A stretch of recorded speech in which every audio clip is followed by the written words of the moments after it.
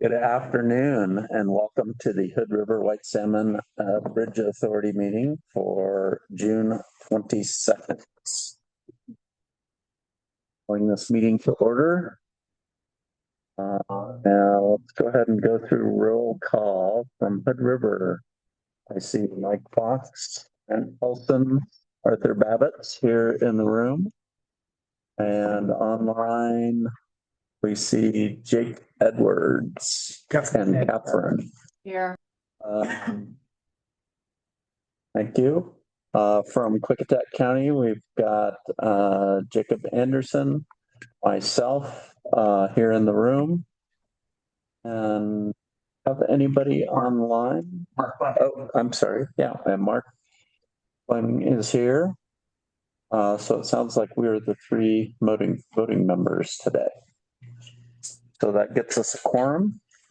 Are there any modifications or additions to the agenda? Hearing none, we'll proceed. Meeting minutes from the June 8th meeting. Any comments or concerns? I have a question. The June 8th minutes state the staff is directed to provide a report on the maximum drawn cost of using the TIFIA reserve fund, and I didn't see that in the packet. Do we know when that report's going to be? Mike and I were just talking about that. We're planning to have a full presentation on TIFIA and your other options outside of TIFIA bonding 27th meeting. Yeah. So we could cover all of that at that time. That's all right. And then the minutes also don't have the outcome or motion taken for the 6F letter. So can you remind us how the status is? There was no, hi, this is Kelly. There was no official motion taken on that. There was just a consensus. Great. Thank you. No further comment. You're welcome. So I would take a motion on meeting minutes with those comments and consideration. Over the minutes from June 8th. I'll second. We have a motion and a second. Is there any further discussion?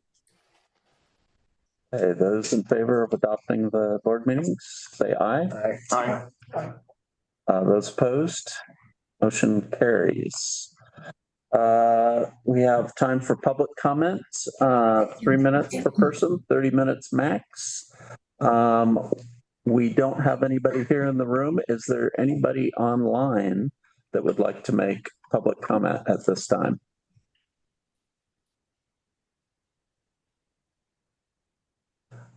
Seeing none, we'll go ahead and move on to executive reports. Bill Shannon. I'm sorry, we'll just do that. Okay. You collect your thoughts and you can say something brilliant. All right, so we did make some progress on the treaty MOAs in the last 2 weeks. We did a revised communications protocol, sent that out to the 4 tribes. FHWA sent that out to the 4 tribes for their input. Hopefully that'll generate some more conversation. We also cross-referenced that over to the Umatilla MOA. And updated a couple paragraphs there in the Umatilla MOA. We presented that to Umatilla on Tuesday. They are taking a look at it to see if they feel like it will require them to re-sign their MOA. FHWA tried to modify it so that it would not require that. Umatilla was going to look at it, make that determination, and then let us know whether or not we can move forward with it as is, or if they thought they needed to take it back. We also are going to schedule a update with Umatilla on the communications protocol and to give their fishers an update on that. And then both of those documents will somewhat act independently. The communications protocol will be an attachment to the MOAs so that the MOAs can move forward with signatures while the communication protocols are being worked on and signed. and then ultimately the communications protocol get attached to the MOA. So at least some movement on that. The CDS funds, we continue to work with ODOT on that. Rob, I don't know. I think it's still in your legal review. Yeah, they're trying to figure out how to write the IGA so that ODOT's not in the way. That's moving. The bridge monitoring, all of the equipment has now been installed on the bridge. So we are working now to transition from that phase to the operations and maintenance phase. So you'll hear more about that later on. Test piles, we're still working through what the test pile plan is going to look like. And that will be part of that will be a conversation with the port on talking to their engineer, GEC, for them, HDR, about setting up some thresholds for the existing bridge. So those meetings will be set up here in the next week to 2 weeks. We're coordinating dates right now. When do we expect to see at least the draft structure of the test pile program? James, do you have an answer for that? There's quite a few things that we're trying to get worked out, Mike, to make sure we include everything that's necessary. Some of that is the environmental requirements that are going to be required during the test pile program, understanding like what water quality measures need to be taken and things like that. So, I mean, we have submitted a draft. It's come back with some comments and we're working on those. I think it could take another week or two to get through all those. Who did you submit the draft to? I sent it over to Tehi. The test pile plan? Yeah, the memo that was asked. Oh, you guys asked me to put together a memo on it. And we asked for revision to that. Yeah. There's still more to add to that document. Yeah. We haven't seen the revision yet. It has not been resubmitted. No, I haven't resubmitted it yet. Do we have a plan? Here's when we have to get all of this stuff. What's all of the outstanding issues that you want in that document? When does it have to get done in order to support an in-water test of October, November timeframe? Well, right now we know we're not going to get in the water to do the test piles until at least January. And part of that is held up on the procurement timeframes to get the materials. So I don't know, James, if you've got a full schedule of when you need to have the test pile plan approved in order to get the test piles here and materials here in order to get the actual testing done. Yeah, there's some components that take, I forget the time frame offhand, Mike, I think it's like 10 weeks to get procured. So we were thinking August is when we needed to know that information, but we can't get into the water until we get the permits. That's the longest pole in the tent. I get that, but I think we gotta have what's our wants, and then when do we need them to be able to get this thing done? And this thing is, in my perception, this thing's been dragging out. I think we've got to hold ourselves accountable. It says we're going to have this plan done. Pick a date, September 1. And now, what's everything that we got to decide upon or do between now and September 1 to get a document issued that we can stand behind and move on? I'm feeling a little uneasy on this one, guys. I think there's a little bit of luck and momentum going on, a little more than I feel comfortable with. It seems like we almost need to pick an end date that we hope we can start and then pull back from that and figure out what all the trigger points are. So I would suggest you put that as October 1 until we see what we can't do and then adjust it for that. But also, well, good, but we identified at the last meeting that we know that this program is more complicated than we thought because of all the insurance issues, the liability issues, the fact that it's two agencies, us and the port, that have to agree on everything. So we already know that this is facing some headwinds. And I haven't heard a resolution on the liability issues yet. And I also haven't heard an explanation of where we are in the government to government communication. So, for example, you talked about the engineers are going to be talking to the ports engineers. So I presume that the ports director has been at least involved in maybe the port commission, but He is aware that we need to meet. We were waiting on getting all the test file monitoring stuff installed. Now that that's done, we've reached out with an email to set up a date with them to start having a meeting. So that we'll get a meaning meeting scheduled you're planning to meet with the port staff and With their their engineer staff, right. and sit down and Okay. start those conversations. Okay, and will there be a commission request necessary? I would anticipate at some point, yes, there will be. Okay, And we need to understand from their engineer, their willingness to develop thresholds. okay, and is there a draft of a liability? Is there a draft form of a solution to the liability question? So we have on our side determined that if Kiewit can activate the insurance levels that they will need during the phase 2 construction and activate them on a permanent or temporary basis, depending on what they find out, and James is looking into this.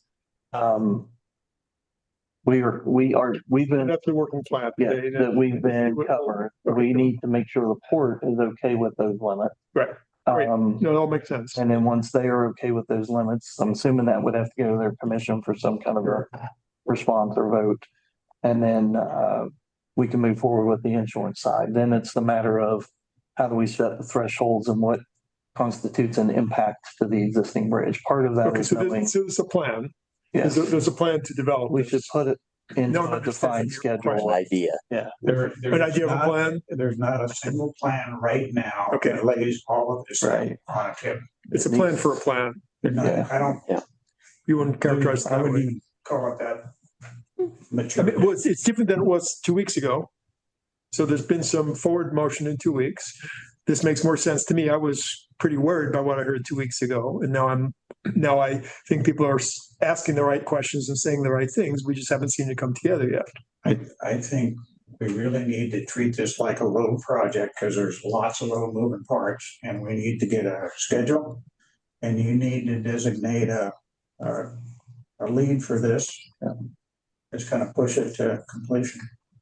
I think there's enough pieces that if we try to do it linear as we have been, we're not going to make it. We got to kind of put a deadline out there and then work back and figure out. Yeah, and I'm not arguing with at that. the same time. I'm definitely not disagreeing, but I Yeah. will observe that it's changed significantly since the last time I heard about it. So I'm Not as fast as I wanted to. I got that. And so somebody asked me a question, with this test pile program, will the result of it be something that can actually be used on the bridge?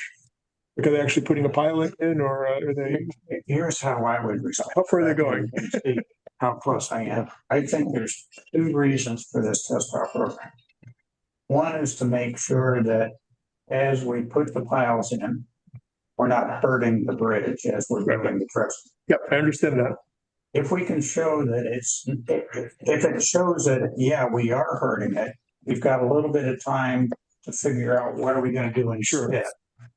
Relocate the trestle, do something else. That's really number one. Number two, we're capturing some weather information that should help us in the negotiation of the fixed price contract. Yep. Those are the 2 real big ones. What you were asking about, yes, the intent is that Kiewit is trying to place the temporary stuff that we put in a test pile. There's 16 piles in a place that they could be reused. Okay. Now, that said, when we talk to the permitting agencies, they will only allow that to stay so long. So it just adds to the need to get out and do the construction as soon as possible so that we can take advantage of that. Right. But it's not like this is just like we're choosing a random place, drilling a hole in the river and then coming back and they're doing it again. strategically putting them in places that could be. Excellent. So will you take that as an action? Got it. Yep.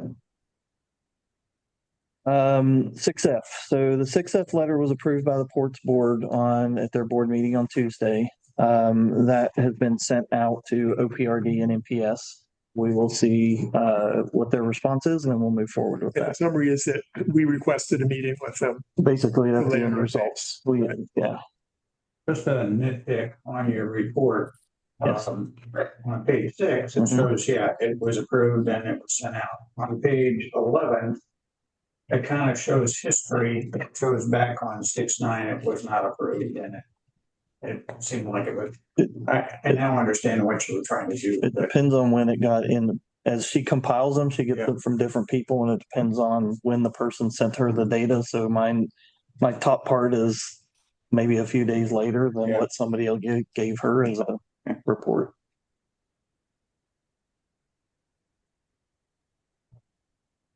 We did receive on the infra grant agreement, we did get some clarity from USDOT, just making sure everybody saw that we are not going to move forward. They are not going to move forward with the agreement until we have all of our funding.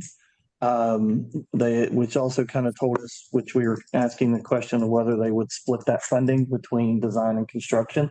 So it tells us that they don't see that as a design option, that it's a construction only grant, which we kind of knew going into it. We thought we would ask. So what the next steps is for us is if we get the BIP, then we think it'll be a domino effect of the BIP grant, the infra grant getting signed, TIFIA getting moved. There will be a number of things that are kind of stacking up to start moving once we get the full funding. Like construction of bridge. Construction of a bridge. Yeah, there's a whole list of things before that part even. Okay. So we started to move forward with that. The other thing that we are looking at doing is looking at options to extend the obligation date, which is October or September of 27. And we're looking to extend that out just in case we need some additional time on that infra grant agreement. So we're just belt and suspenders trying to make sure we've got all of our things checked, that we got flexibility in the future. So Will they move that date out? Don't know. Before VIP funding? Don't know the answer to that. We think they will, but there's no guarantee of that. Fiscal year 26. It simply gives them a deadline to get the BIP funding out. It does, yeah. It puts a little pressure to get the BIP and the rest of the funding. Have we redone our schedule with new number for when BIP is expected to come out? What do you mean by that? So I think at the last meeting, we heard it would be in the fall sometime. Right now, the latest on the fiscal year 26 BIP is that the end of the federal fiscal year was just September 30th. Sometime between now and then. So if it comes out, it could be tomorrow. 30th, and then have we looked to see how long it's taking to actually get those funds to a contract, and if we added that together to then look at when we can be issued a notice to proceed after. The issue to notice to proceed can happen once you know that you have your award. So once they tell us that we have award, and then we can show that we've made progress on the TIFIA to show full funding, they can give us notice to proceed based on all of that. So it will be a domino effect of how quickly all of that moves to be able to see when we could actually start construction. So theoretically, you could still start construction without a fully signed BIP agreement, just knowing that you have award and getting FHWA's approval to move forward. They can give you an NTP off an award, not off a signed agreement. But the real critical thing here is that once we are notified that we got the bid, then we got to turn on Kerry really fast to try and finish up the TIFIA. There are a number of things we have to do proactively. Yeah, there's a whole list of things that have to happen once we get full funding. We have to do an update of the STEP. We've got to get agreements in place. We've got a tracking mechanism for that. And we've also sent a checklist to the FHWA Oregon division to make sure that they signed off that we've got the complete list of items that we need to do. So yeah, once we have full funding, there's a whole list of things that have to happen. And we've got that list. We have it at We can, FHWA. yeah, if we have it, FHWA is reviewing it and checking it for us. That's the one that we've Put together before, yeah. Now, as far as funding and finance, funding's totally up on what we got to do with TIFIA to get it approved. Although the 27 the presentation they're going to make. In that presentation, I presume they're going to inform us that TIPIA has such a huge potential for delay in TIPIA, and there will be a decision to make eventually. Remind me why that is. Because TIPIA is uncertain. It's taking a long, it's uncertain. And it's taking a very, very long time to process. And we're going to have to make a decision whether or not those uncertainties are comparable to alternative debt sources. Is there any new information? Since you reported on this maybe a month and a half ago, is there any new information since we got that report?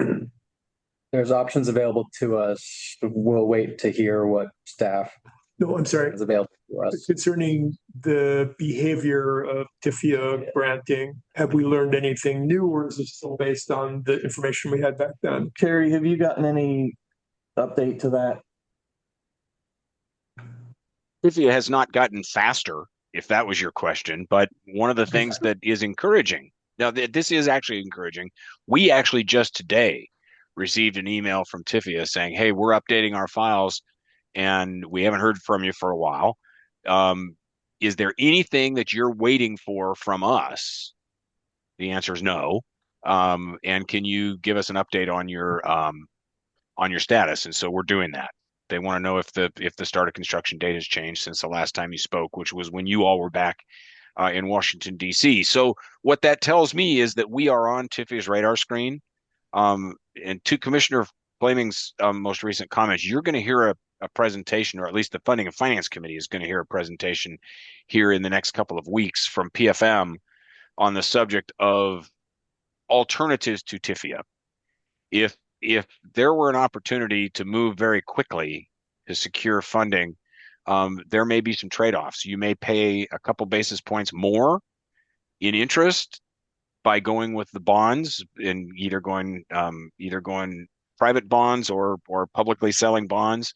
But you may be able to do that in 6 months' time, whereas TIFIA takes 12 to 18 months.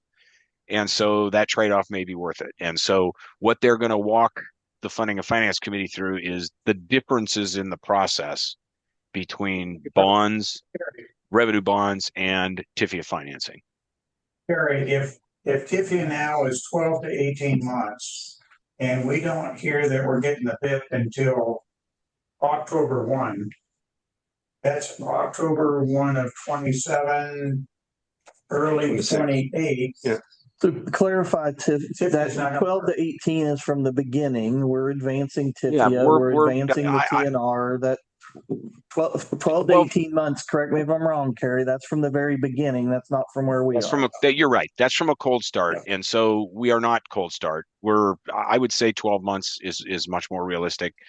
If we find out in September, we have a path to being ready to go to construction in October of 2027, but it's going to rely on everybody moving with alacrity and dispatch.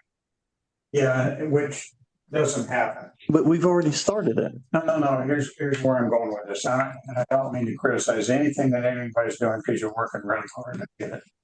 What I see happening, even if it's 12 months, let's say it's September of 26, we get the bid.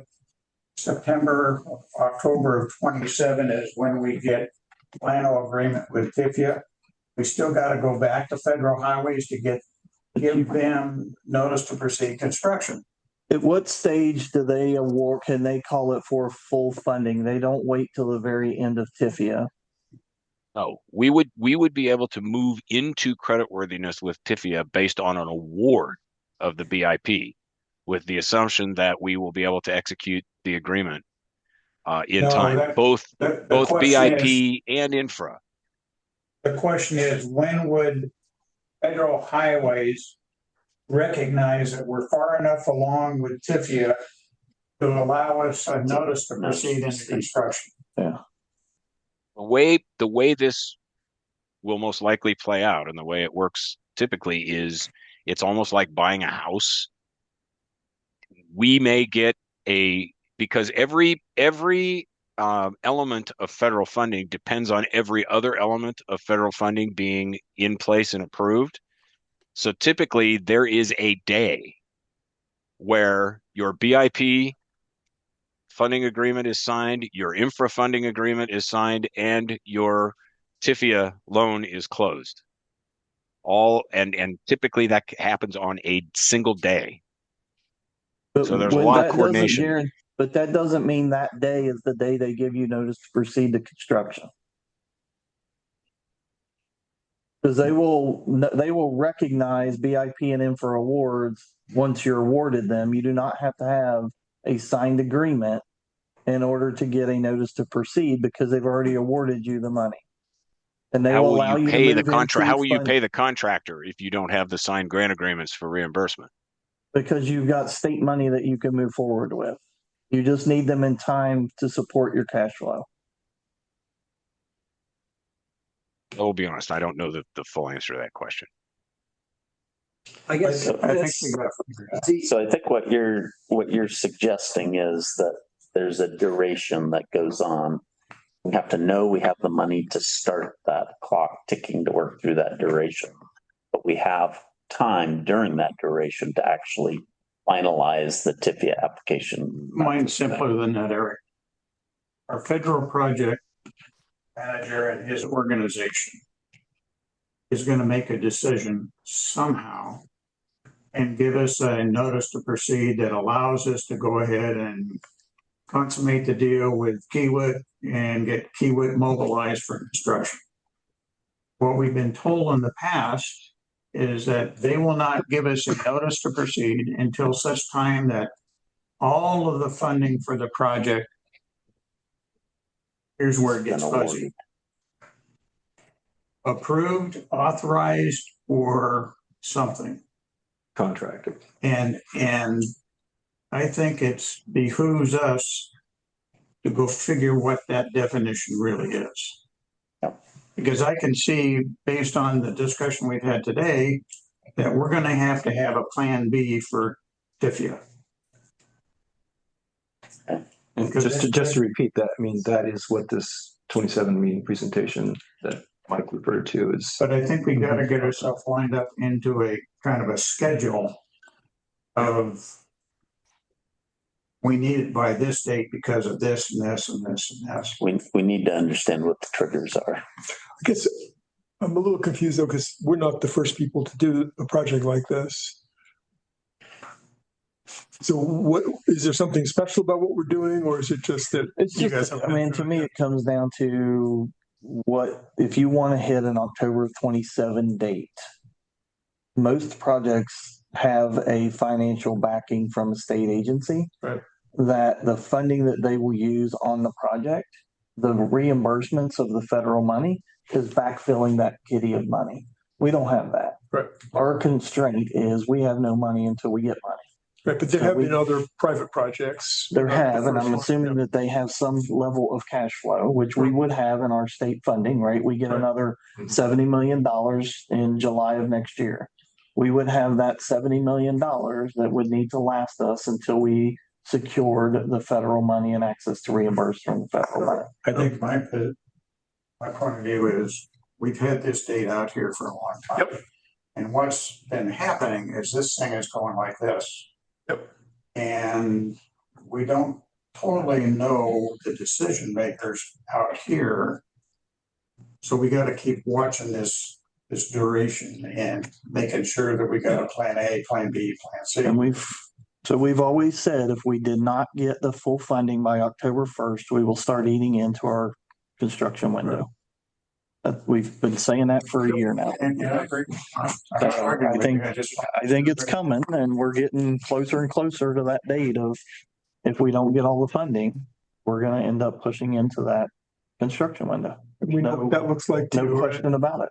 But I think that the precision that we're going after here is having all of the funding. It's this question of what it really means, because we're not going to have TIFIA by our. And I would tell you, if you asked HRWSBA right now, they probably couldn't give you an answer other than there's all kinds of things that are stipulated around that. You mean an answer about notice to proceed. Because you got to be on the STIP, which takes updates from Oregon. That's why we said we needed at least a year from the date that we were awarded and knew we had a path to funding Mhm. to get through all of that process to be able to start construction. So if we don't get the money until October 1st, we will lose any chance to do early works unless we want to use state money to do it.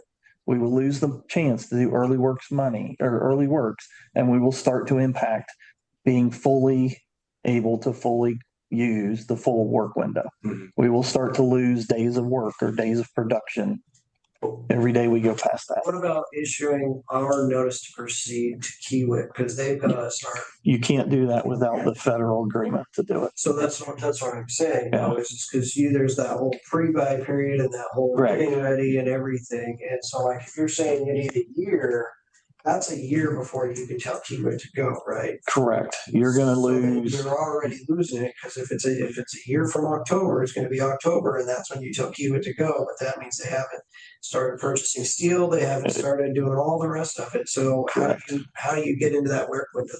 You're not going to get your early work stuff done. Which is gonna put a lot more pressure. Which is correct. And it depends on how much early works material they need to buy for those first in-water work windows and what's the number for their early works. And I don't know, I could talk to James and see if he has an estimate of that. So what I would like to see is so far in the last 3 years, nothing's hit the time frame we wanted, right? And right now, what you're telling me is about 6 or 7 things need to all go just right. Yep, and we're down to that. We are down to that point. And that's in order to hit 27. Yep. In order for us to make real decisions, I need to know when you guys come forward on if we're going to go look at other funds like bonds that could be 1 to 2 basis points on $100 million. So that's an extra $1 million to $2 million per year. Mhm. Just on the interest. What does that difference look like for that interest for those, for that foreseeable future versus losing 1 year of the construction window and the overall cost? So you're losing $40 million a year in construction if you lose the year in construction. Due to inflation. Yes, just in our escalation numbers. Not even, that's another issue. Yeah. It's escalation of 1 year. Right. And that assumes 4%.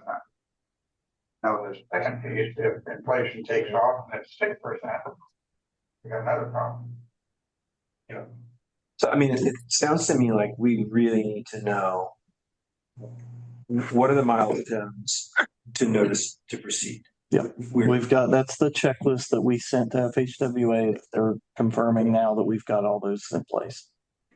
But did I just hear you correctly to say that we don't know if we're going to get a clear answer? They will be able to tell you whether those items are correct, what they won't be able to commit to is exactly what phase in those funding windows that they'll be able to tell you to go. And I'm sure they won't be able to give you an exact date or won't want to give you an exact date on those. Okay, I'm not sure I followed all of that, but at some point we have to drive a stake in the sand and say, okay, this is what we have to get done in order to get notice to proceed. We have and that. then it's a critical path and a timeline. And if we determine that best we can do is November of 2026. That's the whole 1 year. That's what we said is that there is a list of activities that you do not have total control over.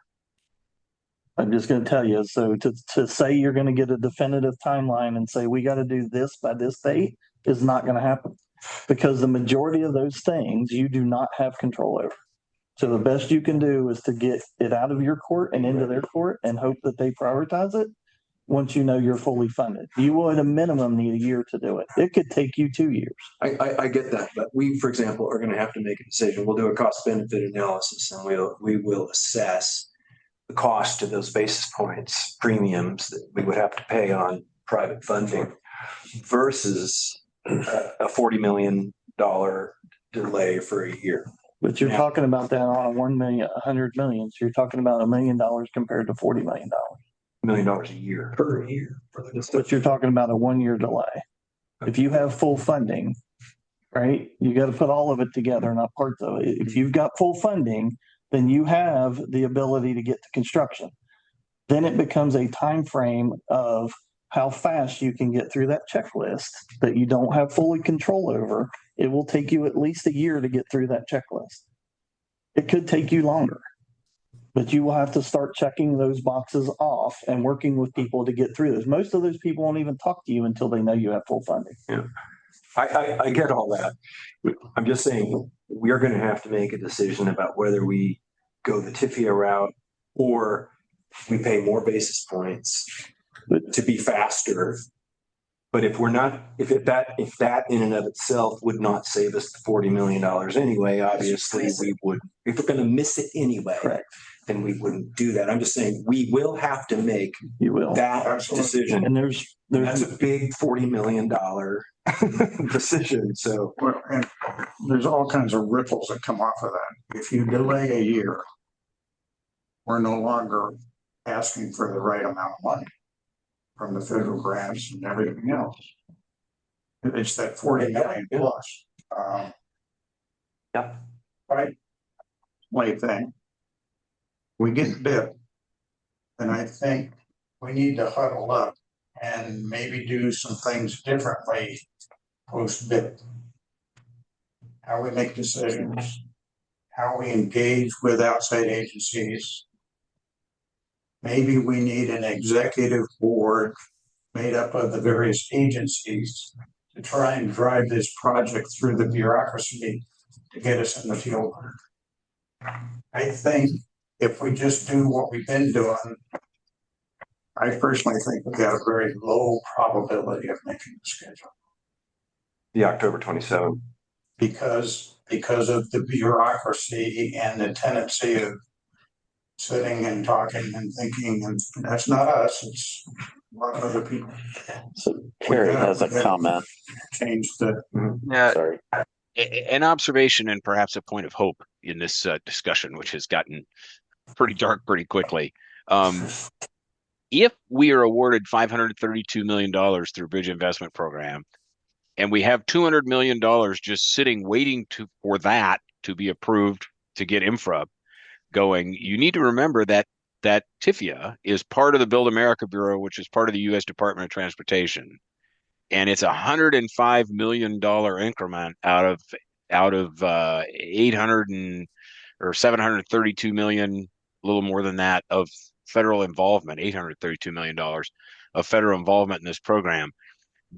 TIFIA is going to be under tremendous incentive and pressure to move more quickly maybe than they typically do. If I actually think that it's a domino situation, and if we get the full BIP funding, I believe things will fall into line, and that 1 year is not an unreasonable line. But again, we need to know by October on the BIP. That is the key to this whole thing.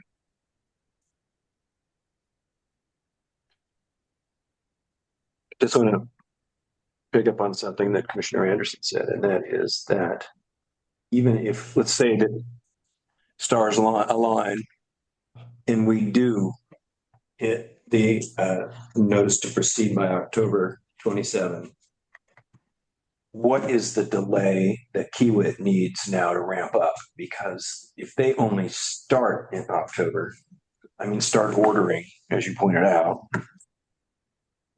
how much of the work window do we get between 27 and 28? I think that'd be a good question for James there.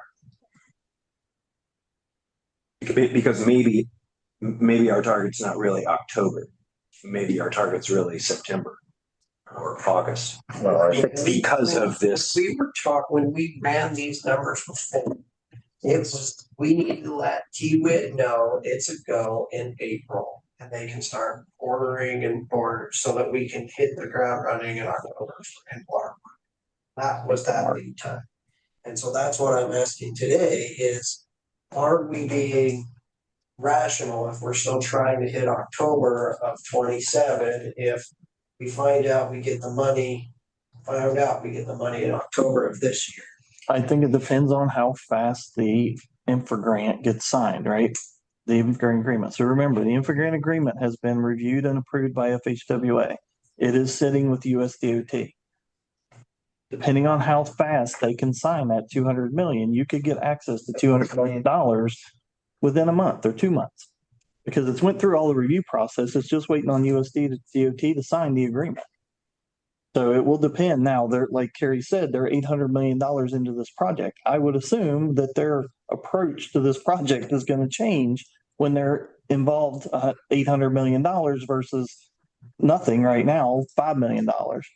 Right? So it depends on when you get access to that $200 million, how quickly you could then move forward. And then the other thing that I'd like to see is something in writing that says that they will issue the NTP prior to the finalizing of the contract for the BIP. So we will push on Usually, like when I'm managing multiple grants, Yeah.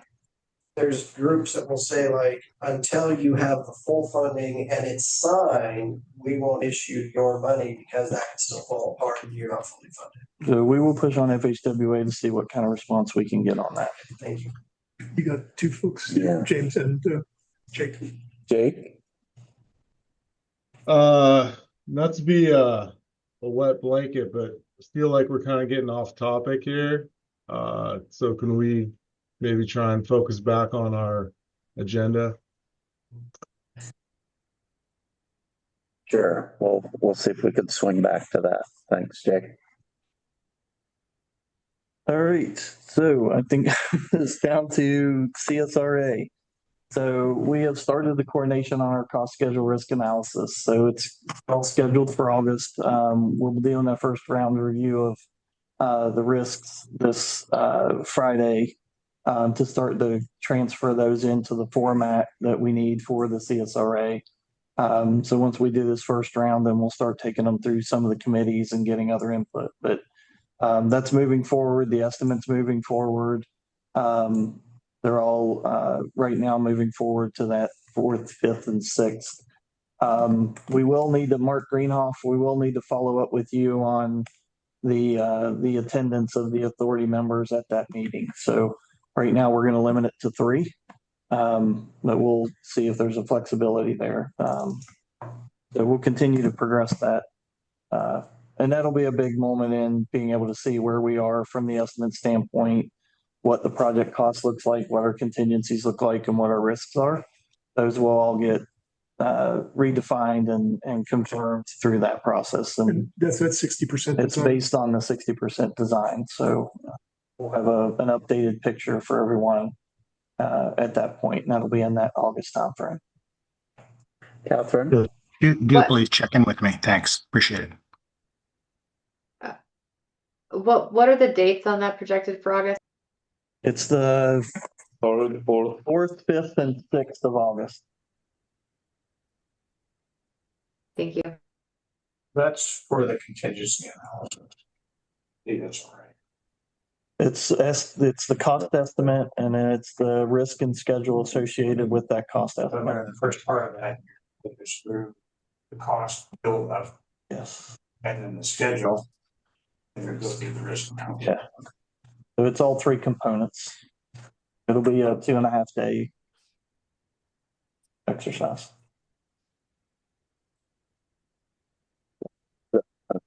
I got a couple for you. All right. I'm looking at your report on page 10. Task and right of way. And the 4th bullet down states sports property appraisal is allowable under preliminary engineering. It requires ODOT oversight. No other right of way activities may proceed until Federal Highways has issued the general right of way notice to proceed. Correct. So only under preliminary engineering, we are only allowed to do the appraisals until we get authorization from FHWA to go farther than that. Okay, so let's say that appraisal gets done in a week. Yes. It won't. What, yes. What does it take to get Federal Highways release for us to go ahead and negotiate? It's TL on. I'll need to get to the details of what the next steps are after that. So we need their authorization to move forward. And didn't we request that? I think we did a few. Likewise, over on the Oregon side, where we're trying to buy that one piece of property. Yep. We can't do anything there without federal highways? They have to authorize us to purchase the property. They said under Progressive, they are willing to phase the purchases, but they want to have a conversation about the parcels we're buying before they authorize them to be bought. So what's the plan to get all of that behind us? So we're doing the appraisals right now. So the appraisal was ordered 2 weeks ago for the co-property. Once that appraisal comes in, then we'll need to get that appraisal reviewed by the committees that need to review it and then approved by the board to make an offer. And then once we have the approval to make an offer, then we will need to have the conversations at the same time with FHWA to get their observation. Do we understand the questions that Federal Highways is going to ask? Yes, Teal, we have weekly conversations with FHWA right-of-way lead, and Teal understands completely what he's expecting. Okay, so we're not going to get any surprises. No. Okay, write that down. Doesn't mean you're going to like the answer. But it won't be a surprise. So the same thing on the port, we ordered the appraisal because there's been confusion, and just to kind of clarify that the 6F appraisal was not a real estate appraisal to purchase the property or real estate rights in the port owns.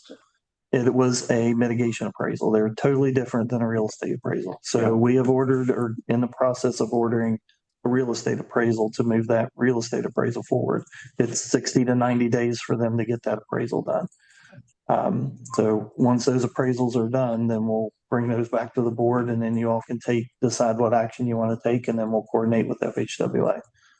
And then on the ports, just as a reminder, on the ports, we have the conflict of interest. So ODOT is going to be the independent reviewer of our appraisals when it comes to the port appraisals. And also on page 11, it talks about 6F. The very top bullet on 6F had me a little concerned. Risk of continuing 6F alternatives, schedule impacts, higher costs, and possible funding consequences. The document basically says, hey, be aware. But what's your recommendation? It will depend on the mitigation parcels that you all choose to use. So that risk is still undetermined because until we pick the mitigation parcels, we don't know what the improvements would be needed. Or we get relief. Or we get relief from them. Okay. Yeah. So we don't know what those are yet. And then it says still need the port's formal commitment to cooperate in mitigation. So that just happened, right? Yes. Happened this week. So that happened last week. On the 6F, yes. We just got that at the last board meeting on Tuesday. Yep. Thank you. Okay, we're gonna let Michael off the hook now. I just want to show them that. It's fine. Mark Rainbow, I think we had you not on the legal report, but do you have anything to add this week? Do not. We'll have a number of items in the governance committee this week, and then we'll report back regularly at the first meeting of next month. Okay, thank you. And Dan is not here today. I don't think we have any government relations either. Is that true, Michael? That is correct. There's nothing there. And partner updates. Let's see, I thought I saw Rob there. Maybe not. Yeah, he's there. Yeah. Do you have anything to add? Nope. No. Okay. Let's see. Oh, well, I mean, my camera's not coming on. Oh, just that ODOT is reviewing the 60%. So, okay. And then we talked about the STIP and the CDS. So, thank you. See anybody else? So that gets us down to consent agenda. Chair, I make a motion to approve the consent agenda. Thank you. Just for everybody to know, we did look at the HMTV contract and you can't see and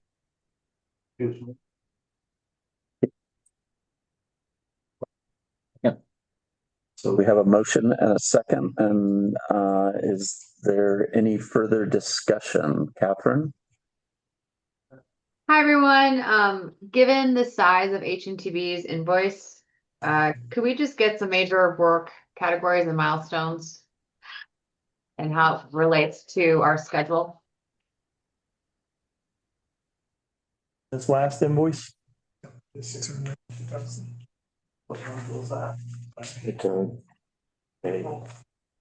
May. May. Yeah.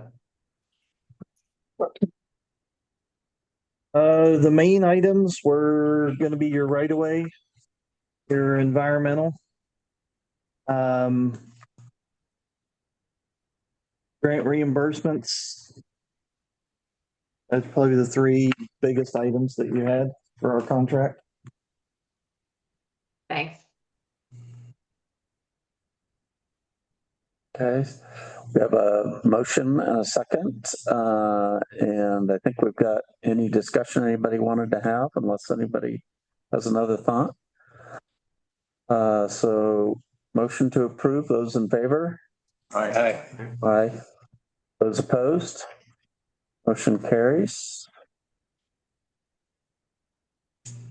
Thank you. So we're on to committee reports. And I think we're going to start with you, Mike Fox. Starting and end with you. I'll start again. So we met this last week with the ENC committee. We had HNTB and we had Kiewit there. We talked about the Kiewit progress report. We noted that there was a 2-date adjustment with the rebaseline. So Kiewit now is showing earned value closer to the target. And that basically fixed the original schedule that was statused on a certain priority, certain sequencing of core sampling. So they put the workaround in there. They're back on schedule. We talked about the verbiage in the report. There was a couple of items in the verbiage that a couple of us concerned. We raised those concerns, and it looks like Hewitt is, correct me if I'm wrong, Mike, they're modifying. They're going to take those two issues out. It's not really an issue, it's a potential. They're going to clarify the wording. That was a big issue. What else? I think we talked also a little bit about how we take the time from now to end of the federal fiscal year and kind of double down on our case for our project. Yeah, so there was kind of two issues there. One, we were thinking probably in the next 6 weeks is when Department of Transportation is going to make their decision on the bid. And does it make sense to keep our project out in front of them and talk about how we're different than some of the other projects that are somewhat downstream from us? And maybe it's time to really show this project is different. We're controlling it differently. We're actively reducing the costs on this project. We're doing everything we can to make sure that we're in the water in October of 27. So we challenged communications and Dan to put together a series of papers that could be shared, targeted more towards Department of Transportation, less so to the legislative branch, thinking we've got a lot of support already for the legislators and from the local businesses, but we need to target DOT audience of why are we different? Why should we be held and looked at slightly different than the masses? So that was one issue. Could I just get you used a term which I don't think you meant the way it sounded. You said slightly downstream. Yeah. You said downstream from us. You mean in different stages in No, I actually meant the one just outside of Portland. I wouldn't say that. I didn't. I said downstream. I don't help the project. But I think we can build a case that we are different than most projects, and we're doing a lot of work to try and keep the lid on this thing, and we ought to get some credit for it. And the key thing here is we think the decision is going to really get made within the next 6 months or 6 weeks. So if we're going to do something, we got to do it very quickly, or we're going to lose the window. And we did have a conversation at our GR with our Washington lobbyists on that, and their feedback was they did not think that kind of message would serve us right now. That message should be in the future. Dan brought that back, right? Yeah. And I thought Dan was pretty clear in saying this case is made at a different phase, that we're past that now, that they're not looking to see a dog and pony show. They're not looking for us to make any major points like that. Those points have already been made, and it's counterproductive for us to be going in and doing that now. That's what our federal lobbyist said too right now, was that we talked about it last week and they said they did not recommend us going back this time. Okay. Well, we'll find out. So the other thing we talked about was on the cost report, a projection of what's a likely underrun going to be for design. Right now, I believe Keywood has recognized about $6 million. $6 million. When you look at the curves and ask a few questions, that could be as much as 20 million. As to the 60% point, is that okay? Yeah, for their design. Right.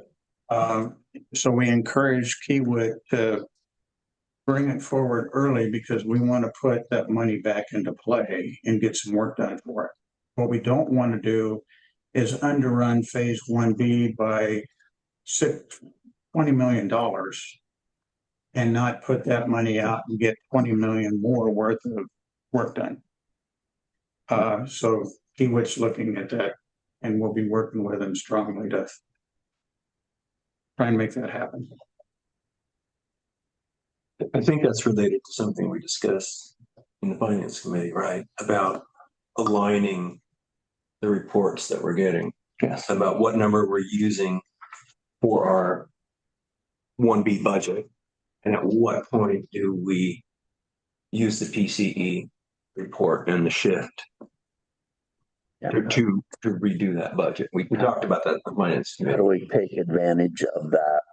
The sooner we spend that money, the more benefit we get out of it in terms of managing risks down the road. So how do we say, yeah, that's what it's going to be, so that we can start to mitigate those?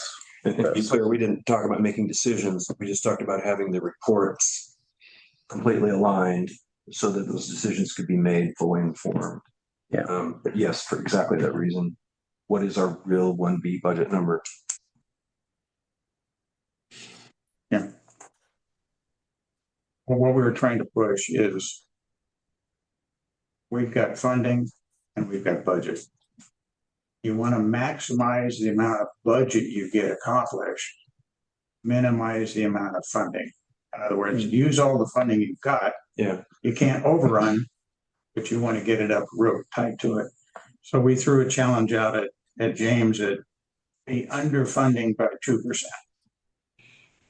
So if their authorized was $46 million, we want you to spend 46 million less 2% to get all of the work done that you had to, plus more work that we authorized for that limited funding. But we would have to authorize that. We'd have to define it, right? i.e. Test file programs. Yeah.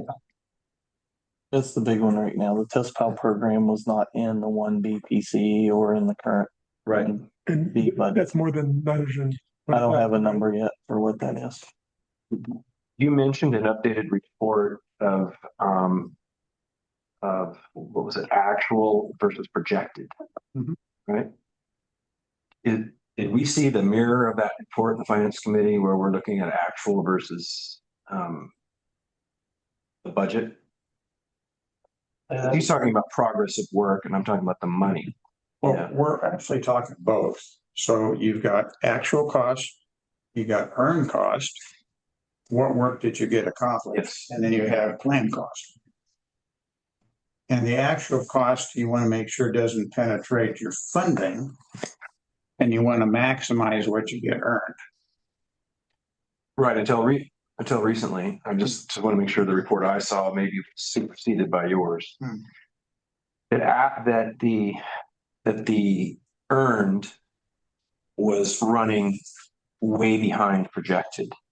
The earned was also running way above actuals, right? So we were saving money, but not progressing. Now you're telling me, if I understood you correctly, the report is now the actual earned it took a leap because it was updated. Yes. And what I'm asking is, you're saying it's still 20, could be 20 million? Yes. Under budget? Yes. Okay. So after this update. Is your earned versus your actual is what you're projecting out here. That difference, I think, is $16 to $20 million. If the earnings are correct. Yeah. Which HMTP is validating. Right.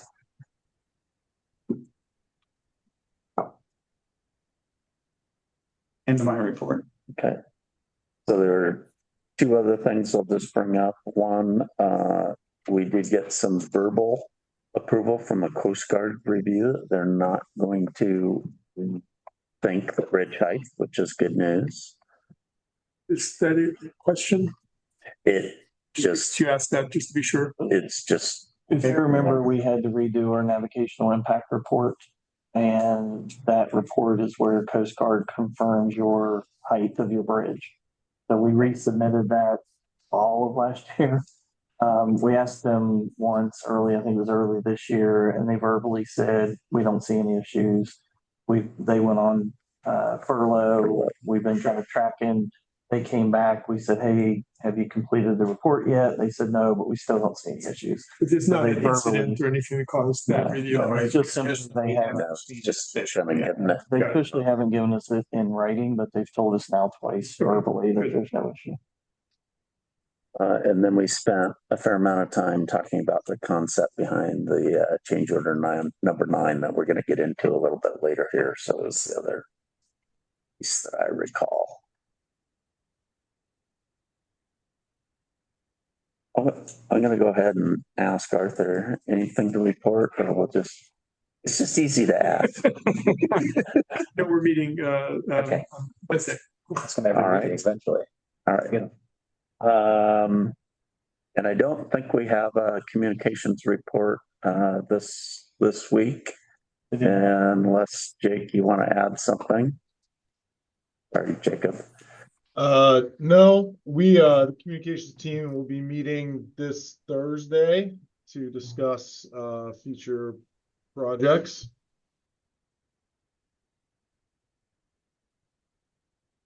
Gets us down to action items and change order number 9 that I mentioned earlier.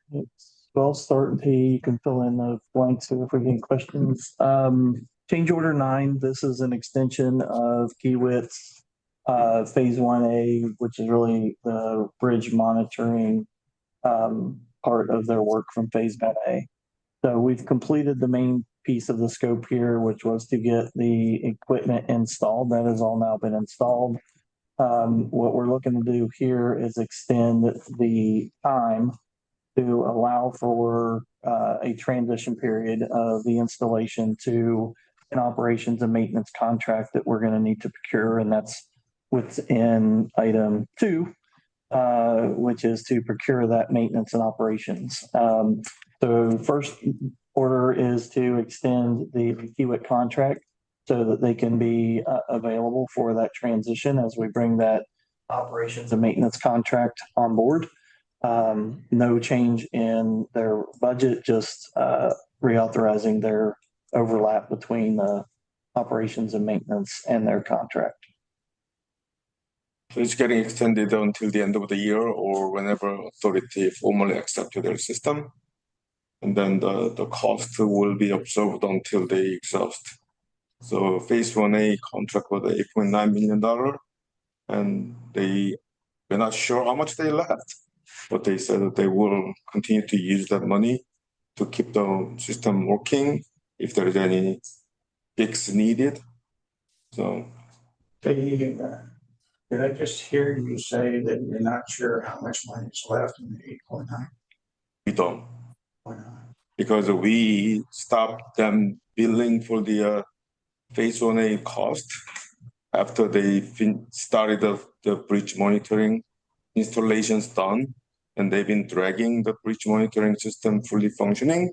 So we held that last piece of the invoice not to be submitted. So they're still incurring costs, but they haven't billed for it. How much do you think we? I think the last time we. Oh, go ahead. Mike and Tehi, there's about $100,000 left, which should be plenty. Okay. That should be plenty to finish getting it up and running. To cover this transition from the data to the operations maintenance contractor. They still have to finish their system documentation and all the manuals, and then transfer all the knowledge to the new contractor for operation and the maintenance. And they don't want to do the maintenance. No. They're not set up to do that. Were they set up to build it in the first place? They were them and themselves were set up to do the installation. Yes. We never contracted them to do the operations and the maintenance. So when they could bid on the operations and maintenance, when we talked to them recently, they did not feel like they had, not Kiewit, their subs did not feel like they had the resources to support it. So unless they can identify some additional resources, and they might be able to, but they would be able to propose to do the O&M as well. And I just, since we're pulling these together, so for item 2, it had a 250,000. Was that expected for 250,000 for 1 year for operations? That is just the not to exceed. It will be part of the procurement for them to outlay what the cost will be. We put a not to exceed amount in there just to have a ceiling on what we were willing to spend. Okay. So we will see when the proposals come in, what that ends up looking like. So there's kind of 2 phases to that submittal. One is for them to come in and take over the existing system, get everything set up, get it reporting dashboard, everything set up. And then the second part would be during phase 2, during construction. The 250 was for phase 1. $100,000 was phase 1. And then the rest is phase 2. Is annual cost if we extend 5-6 years, whatever the amount is. Yeah. We just set the threshold to be able to determine what kind of procurement method we have to use. Once it's over $150,000, we have to have the competitive procurement. So it's kind of setting up the threshold as a maximum it can be. I thought getting the dashboard set up was part of it. First, they have a dashboard. They do have a dashboard set up. We may or may not continue to use that depending on who we get as our O&M contractor. So all they really did is set it up. It may or may not be usable going forward depending on who we get for O&M. So I think we can discuss a little more about the next round of the procurement to take over this O&M. But can we finish up the change order number 9 to Kiewit? Mr. Chair, I would make a motion to approve change order number 9. I second it. Okay, thank you. We have a motion and a second for change order number 9. Is there any further discussion? Quick question, Chair. We're only approving through December 31st, correct? This year? Or earlier, because once the system is fully accepted, they don't have to hang around. We can get them released. So either at the acceptance of the full system or by December 31st, 2026, whichever is earlier. And when you say you're meaning Kiewit? Yes. Okay, thank you for the clarification. Good. And we've talked to some folks that have done the setting up of an operations maintenance, and we should be able to do it in a few months. So we should have more than enough time in that 6 months to get the operations and the maintenance set up. Could be as quick as a few weeks, but I don't want to overcommit how fast it'll be. We should have more than enough time to get the transition done and get somebody else in and get it set up. And that will be also part of the procurement, is for them to detail out their approach and schedule to getting it implemented and getting the O&M up to date. Was the plan all along? This was the plan all along. We only contracted with them to do the installation and to get it started, and then we were going to switch to an O&M. That was always part of the decision.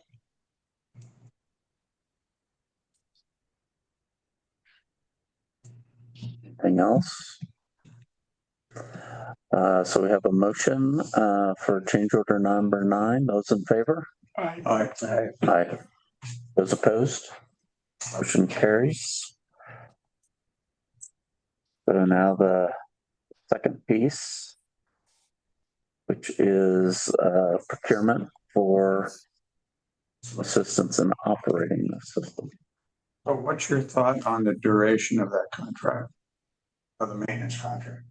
So phase 1 for transitioning will be once we issue NTP, currently looking at toward the end of the August, and then until the end of the December. So about 3 months for them to take over whole system knowledge and then independently operate the system and maintenance. So that's the phase 1. And then phase 2 will be annual basis, how much they need to keep the system running and maintaining. There might be an annual scheduled maintenance or whatever it comes. So we are approaching more like design build approach. We're showing them this is the system.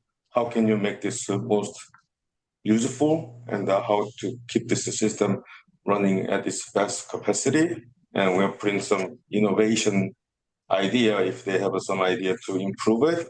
We don't allow them to. Problem with that, Katie, is that if we're trying to do a test pilot program in the water this winter, we don't want a contractor changing what they want to do.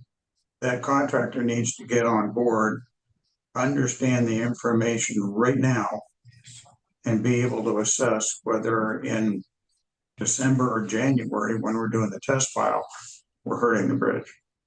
Right. So it needs to be written into the contract that that's an expectation of this contract. Yeah. I don't want them saying, hey, I'd sure like to have a green monitor instead of a red monitor, or that line needs to be purple versus yellow. Yes.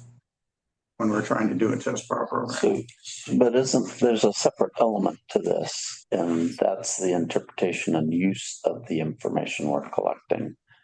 And that needs to be in conjunction with or collaboration with the port and their ports engineer. I suspect, and I think this is why it's set up this way, that the ports engineer may want to see that raw data versus the dashboard that we have set up for their analysis. But I guess where I was going with that is if they have a different way of doing it, I don't know that it matters as long as we're using the raw data and they're taking input from the port and our engineers.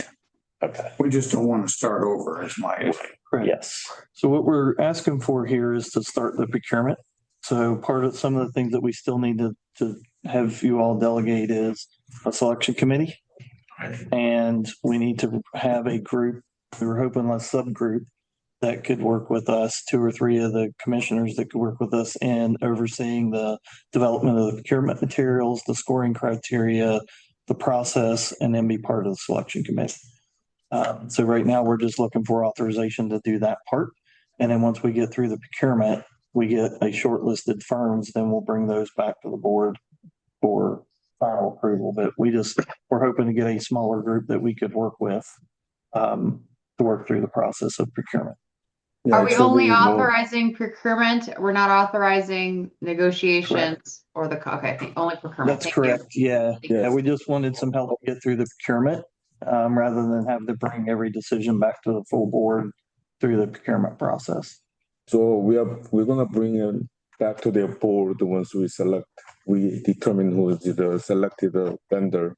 Right. It's scheduled on August 10th board meeting, and during that time we'll need board members to be selection committee members and score their proposals, and we are approaching this more qualification based selection.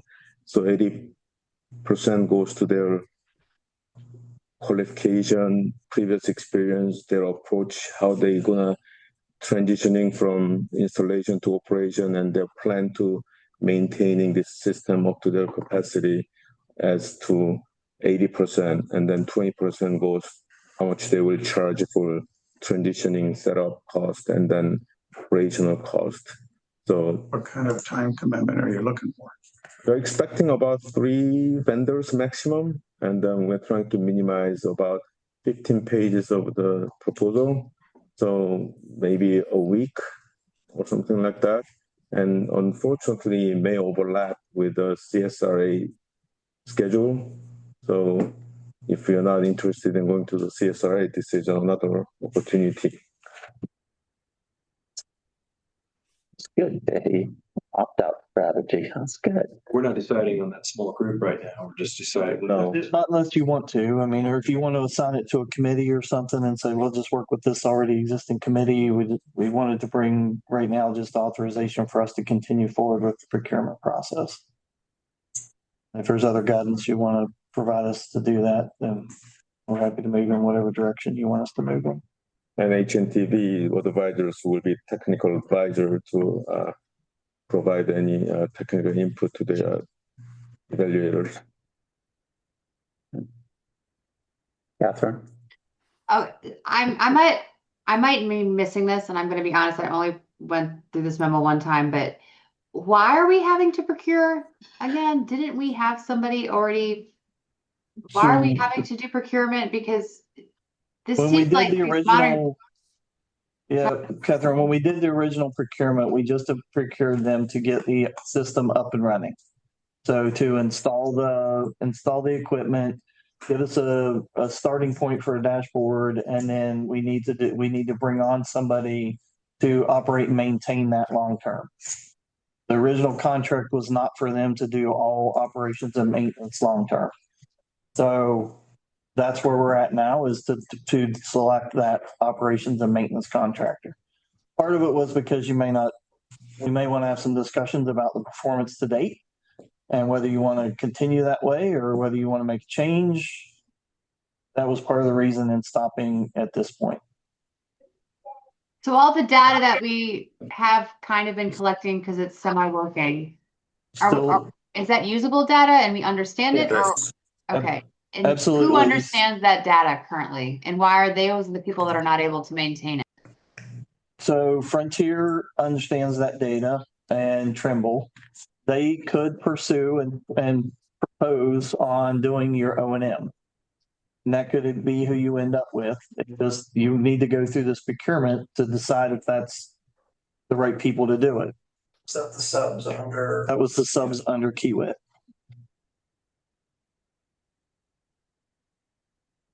So it really gets them out from underneath of Kiewit, and Kiewit being, have brought them to you, and now it's bringing them out from underneath of Kiewit, if that's who you want to go with, or there's other companies that do it. You may choose to go with somebody else.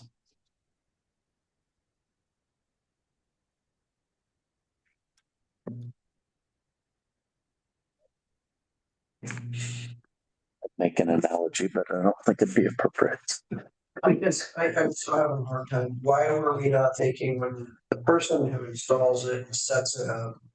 Why did we not include maintenance and operations in that? Because now you're going to have somebody who spent a year getting it together, and then you're going to try to train somebody new who's going to have their own take on it.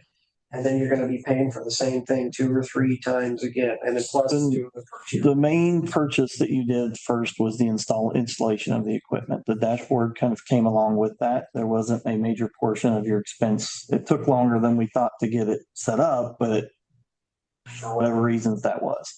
But that was the original thought, was this was really just to get the equipment up and running, and then you would bring on an O&M to do that after. But the equipment would have theoretically been the same no matter what vendor you would have picked to do the O&M. We went with the lowest value and did the installation first. Is there a possibility to continue can you, as opposed to going through the entire procurement process, given that we are not really following FAR rules specifically, isn't it possible just to extend the comfort based on needs due to the knowledge base that the specific contractor has, as opposed to having go through an open procurement? Wouldn't this be a sole source kind of informational or situation, given the dashboards created and the needs of this project we've already kind of defined to be a very small group? Or I mean, we are an interesting special district, to correct? extend the existing contracts.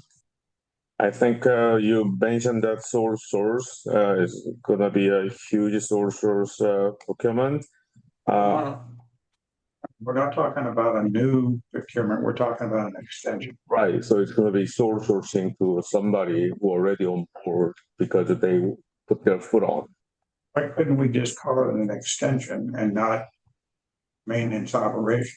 I mean, yeah, we could, but we have to be very careful that having a good justification, why it's the best interest of the authority to continue with somebody who has their foot on, because they have their foot on. So we need to confirm first whether these equipment manufacturers are even the data analytics and monitoring firms.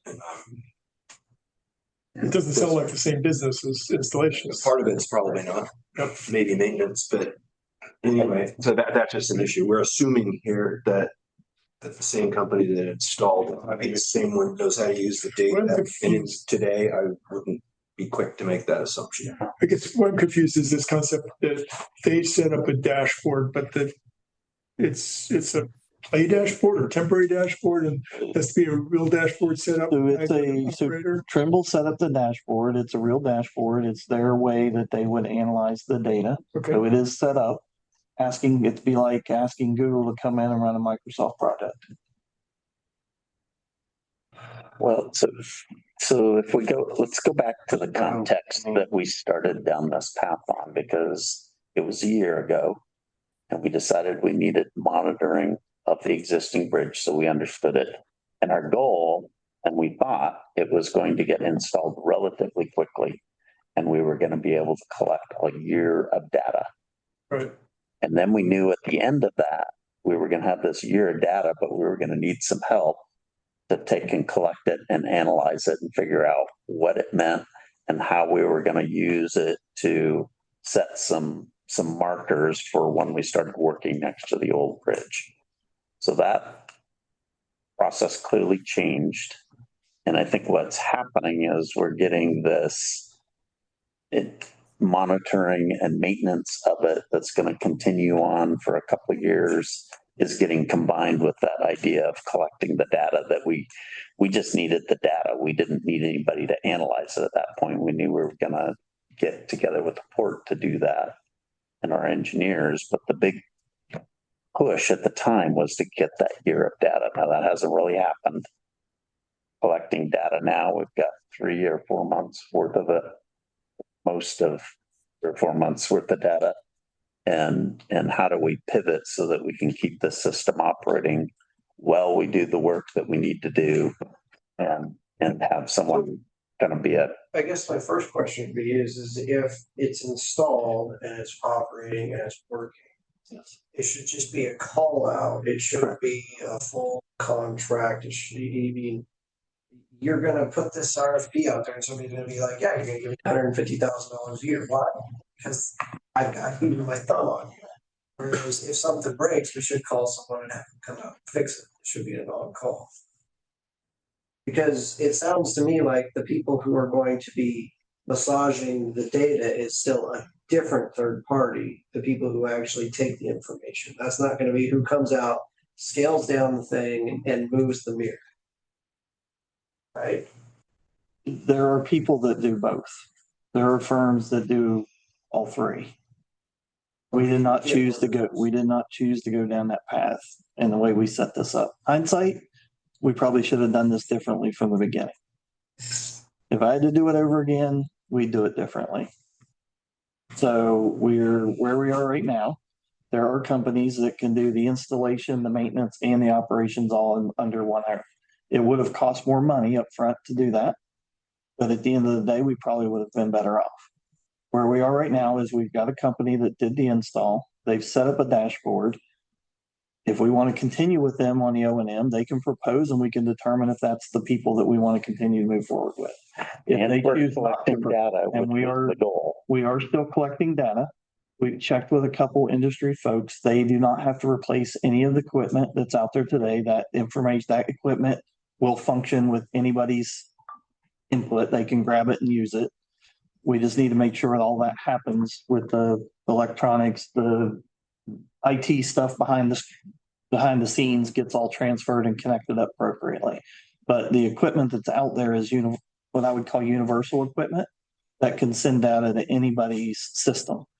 And each one of these companies, there's 3 that I know of now that could go in and collect this data, put it into their own system, and then put you out reports and monitor and maintain the system. Okay, But so they may have to. This is more than just monitoring and maintaining. This is actually using the data to get it to the port so they can make a decision on how much vibration is okay. They will give you the data that you can compare against the thresholds that will need to be established, which is the conversation we're going to have with the port and HDR. They will not set up the threshold data. They will just tell you, here's the data, here's what it says, here's the outputs of the data. But they do not do a comparison. My recollection with those discussions that happened a year ago was that the engineering firm for the port, not speaking for the port, just being on the calls on the engineering construction committee, HDR said that nothing that was being collected would be usable for them to determine what impacts the things we're having on the bridge. So I remember we had a 2-hour-long discussion with Wes giving us the presentation, HDR on the call. And Wes said, do you want to add anything? And HDR engineering for the port said, we have nothing to contribute. So I think that if the reason we're doing this is so that somebody can work with the port, I think that we're kind of going back and rewriting what the whole beginning portion of this was, right? Eric and Mike Fox, you guys were on the call with me. So I push back a little bit that we're procuring for something that definitely needs technical expertise, in my opinion, of what has already been set up, because the historical knowledge is going to save us time and money. And a procurement process will probably take what, Tahi, at least 6 weeks if done very expeditiously that's like as fast as you probably could get it done. So I kind of push back on us, because if we're thinking we're going to work with the HDR, the port's engineering firm, that is definitely was talked about at one of the meetings where they said, no, they're not going to take on the data. So I just be careful that what we're saying the port will and will not do. I'm happy to defer, but that was my recollection. I agree with you. This is Mike. I agree with what was said a year or so ago. But I think we still have to have a discussion with the port, and hopefully we can convince the port to bring in HDR into the meeting that says we intend to monitor the bridge as we're going through our test fire program.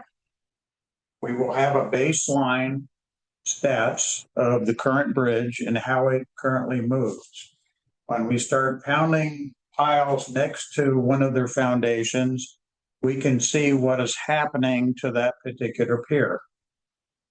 We're going to need some help from HDR. We think it's HDR, but it's up to you, Port. You own the bridge. You need to be able to help us determine where is that fracture point.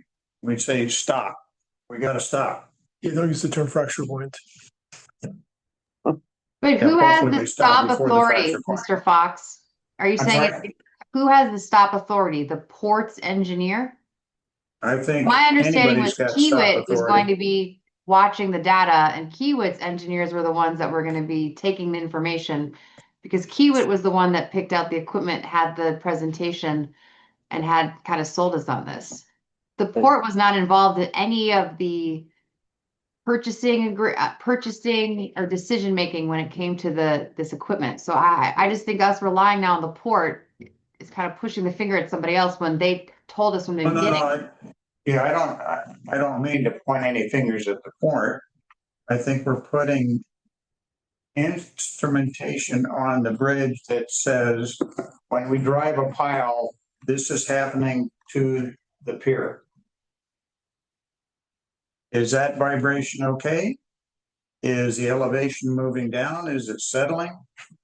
Those are the kinds of things that I would think the port's going to want to know, because they own the bridge.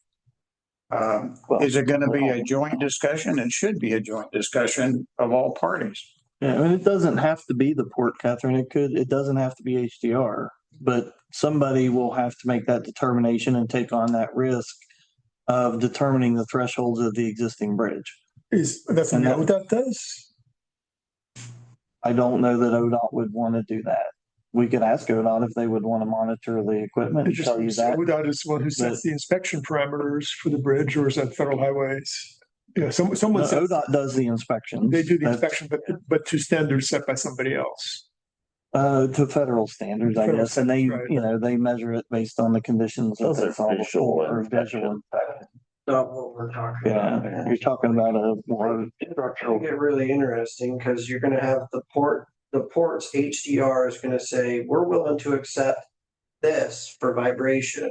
And then we're going to say, well, that's nothing. We're already seeing this much. That's why that's why we're doing the test. That's why we're doing the test file plan, is to see what that variation is. Where you set that threshold is going to be, who knows, right? You need somebody to make an educated guess on what that should be based on the data that you get out of the monitoring, analysis of the existing structure, and you will have to have an engineer tell you, this is what we think will impact that structure. I don't. It seems to me the person that's insured should be the one making the call. If it's Kiewit's insurance, and Kiewit is the one doing the construction that would cause any damage to the bridge, that it's Kiewit's call.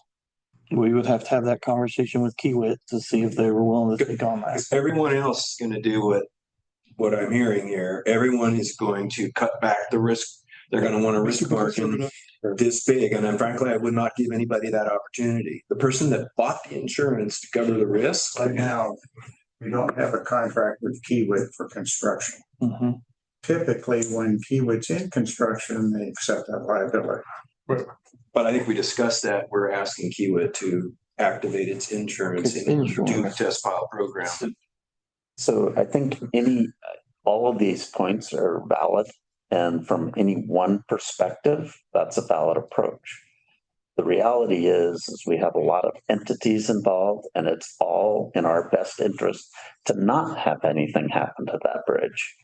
And so we have to sit down at a table and figure out how we're going to do that collectively, not kind of establish all our positions. And yeah, it's not an easy thing, but. So I think Mark and Catherine brought up an interesting point, and that was like, this whole thing was sold to us pretty much by Kiewit about the monitoring program originally. And it's if I remember it kind of right. And that Kiewit is going to have the insurance to do the test file. Kiewit is the one that we contracted to put the monitoring stuff on the bridge in the first place. My firm belief is to say it should be Kiewit who holds that monitoring contract on that same stuff through that test file project. Once the test file project's over, then it would be okay for us to go out and do the procurement for long-term monitoring on the bridge or something else. But as I think about that, who holds the liability where? You're the ones that installed it. You're on the line. Now you're going to be shifting this liability offer to somebody else at this time. And then you're going to go start the test file program. I would think that when we sign the agreement, we would need to, hindsight's 2020. We would need to amend their contract to do that work. And they would need to send us a proposal to evaluate the existing bridge because they don't have any of the existing bridge information. So they would have to be willing to evaluate the existing bridge and determine those thresholds. So again, that's two sides though. What they're gonna be doing is they're gonna be doing the test pilot program, monitoring the monitoring equipment. Yeah. The ports HDR, whoever they have, is going to be the one that takes the information that we've been generating and comes up with what they feel is the thresholds. We need to talk, and that's what Catherine is saying, that That would be a conversation between Kiewit's engineers and the bridge ports engineers. We're kind of out of that point. I don't think. well, I mean, that's what Catherine was just saying, and the HDR has said that they don't have an interest in determining those thresholds. So then if that's the case, why are we doing it at all? Well, If we can't set the threshold of what an allowable movement on the bridge is, or their engineers are, then what's the point? you doesn't mean you can't do it. It just means HDR doesn't want to do it. So let's take this back just a little bit. Let's say we didn't have a monitoring system. Yeah. In a normal project, we say, okay, Kiewit, you're authorized to go build us a new bridge. Oh, by the way, don't mess the old bridge up. You could do that. That's exactly how BNSF did their bridge down here. So it's up to Kiewit, and it's Kiewit's liability not to hurt the bridge. That's right. Now, what we're doing with the monitoring system and a test pile program is to lower the risk that something's going to happen to it, which Kiewit would build in their fixed price contract. Correct. So theoretically, we're saving money by doing what we're trying to do. That was the original intent. So now we just got to get everybody back together and re-educate, why are we doing this? Right. And I kind of like your idea, Kiewit, this is to your benefit. This is reducing risk on your project. We're paying you to go do it. Go do it. There would have to be a contract with Kiewit for them to do the test pile program because it's not in 1B, right? Correct. So that means we got to do it anyway. We got to do it anyway. Why wouldn't we just include this in that contract? So what do you want to include in this contract? That Kiewit monitors the impact on the bridge while they do the test pile program. Okay. So you want them to price in somebody to come in and monitor the equipment that they installed? So I want to make sure I'm understanding that. I mean, it's up to them. We're telling them, we're authorizing you to spend money up front in a test pile program to ensure that you're not going to hurt the bridge in your normal pile program. And then who are you still thinking we still want HDR? Somebody has to set the thresholds. Right. So do we want to approach the port and HDR and have the conversation of the reason for HDR is they've got the most knowledge about the existing bridge.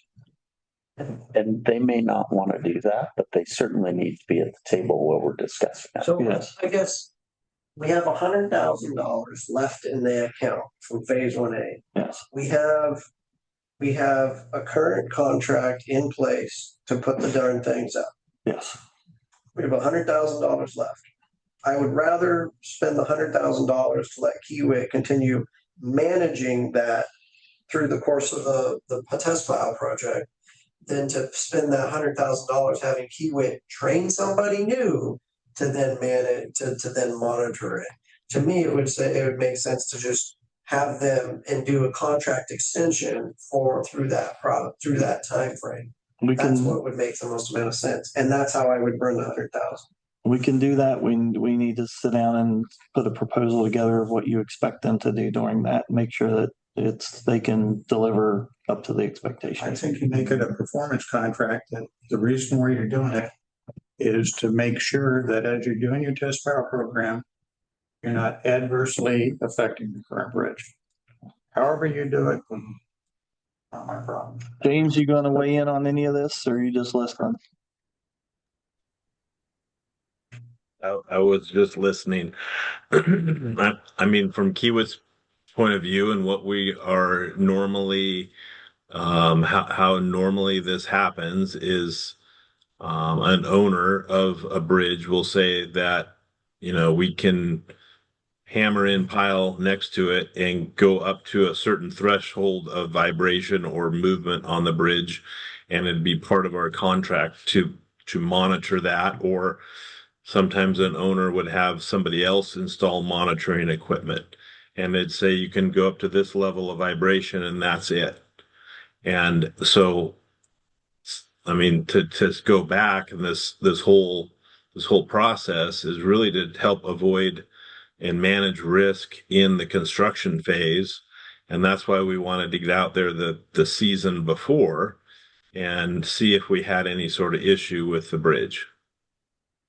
And not be out there in our first in-water work window with all of the equipment and all the stuff that we needed, and then find out we have a problem.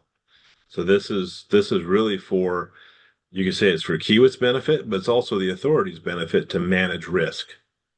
I think what came, sorry. So to continue on, I believe that somebody, a structural design engineer of some sort, needs to go and analyze the bridge and try and look at the background information that we have. And we have lots of background information to be able to analyze. I believe somebody needs to analyze it and try to come up with what are the parameters of how much movement the bridge can withstand. And who that is, if it's HDR, if it's another third party, if it's Kiewit, whoever it is taking on quite a bit of liability. And so I really think that's the main issue that came out of this conversation. And that is the person that analyzes the data needs to be the person that makes the decisions, that has the insurance. You know, if we hire another firm and we have the data, then that puts us into a position of having to convince people of that data, or make a decision, or set thresholds. And then you have, I don't think that's tidy. I think everybody is going to be very, very inclined to cut back the risk thresholds as far as they possibly can. And it's why I find this very compelling now that I think through that. Kiewit is the one who's going to dig holes. Kiewit is the one that's going to get sued if something happens, and Kiewit is the one that has that insurance. So Kiewit should be the one that makes a determination. The port also has a keen interest as well, but that's really for the port to decide whether or not they want to weigh in on that. You know, the port could decide, look, Kiewit, if you screw up our bridge, you know, you're going to have to pay for it. Or the port may want to be very proactive and set thresholds. But I think that's the port.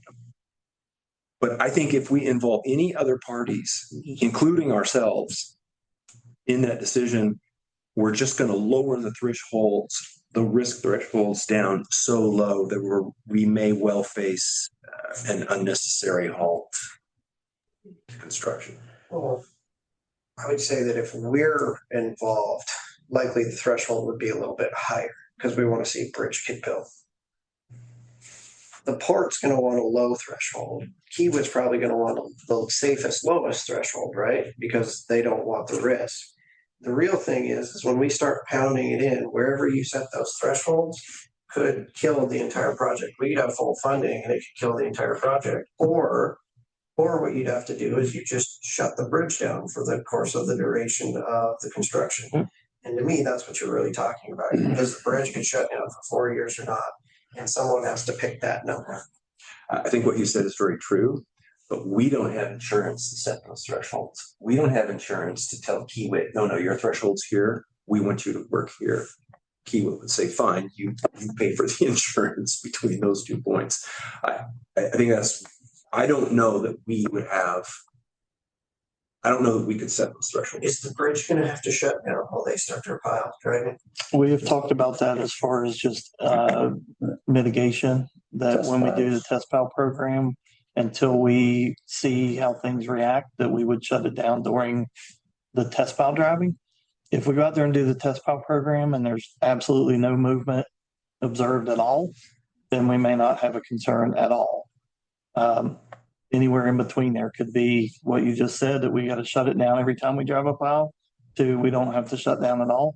That's one of the reasons in doing the test pilot program is to see, nobody can tell you right now how much impact the construction is going to have on the existing bridge. And without doing some testing, you won't know that answer.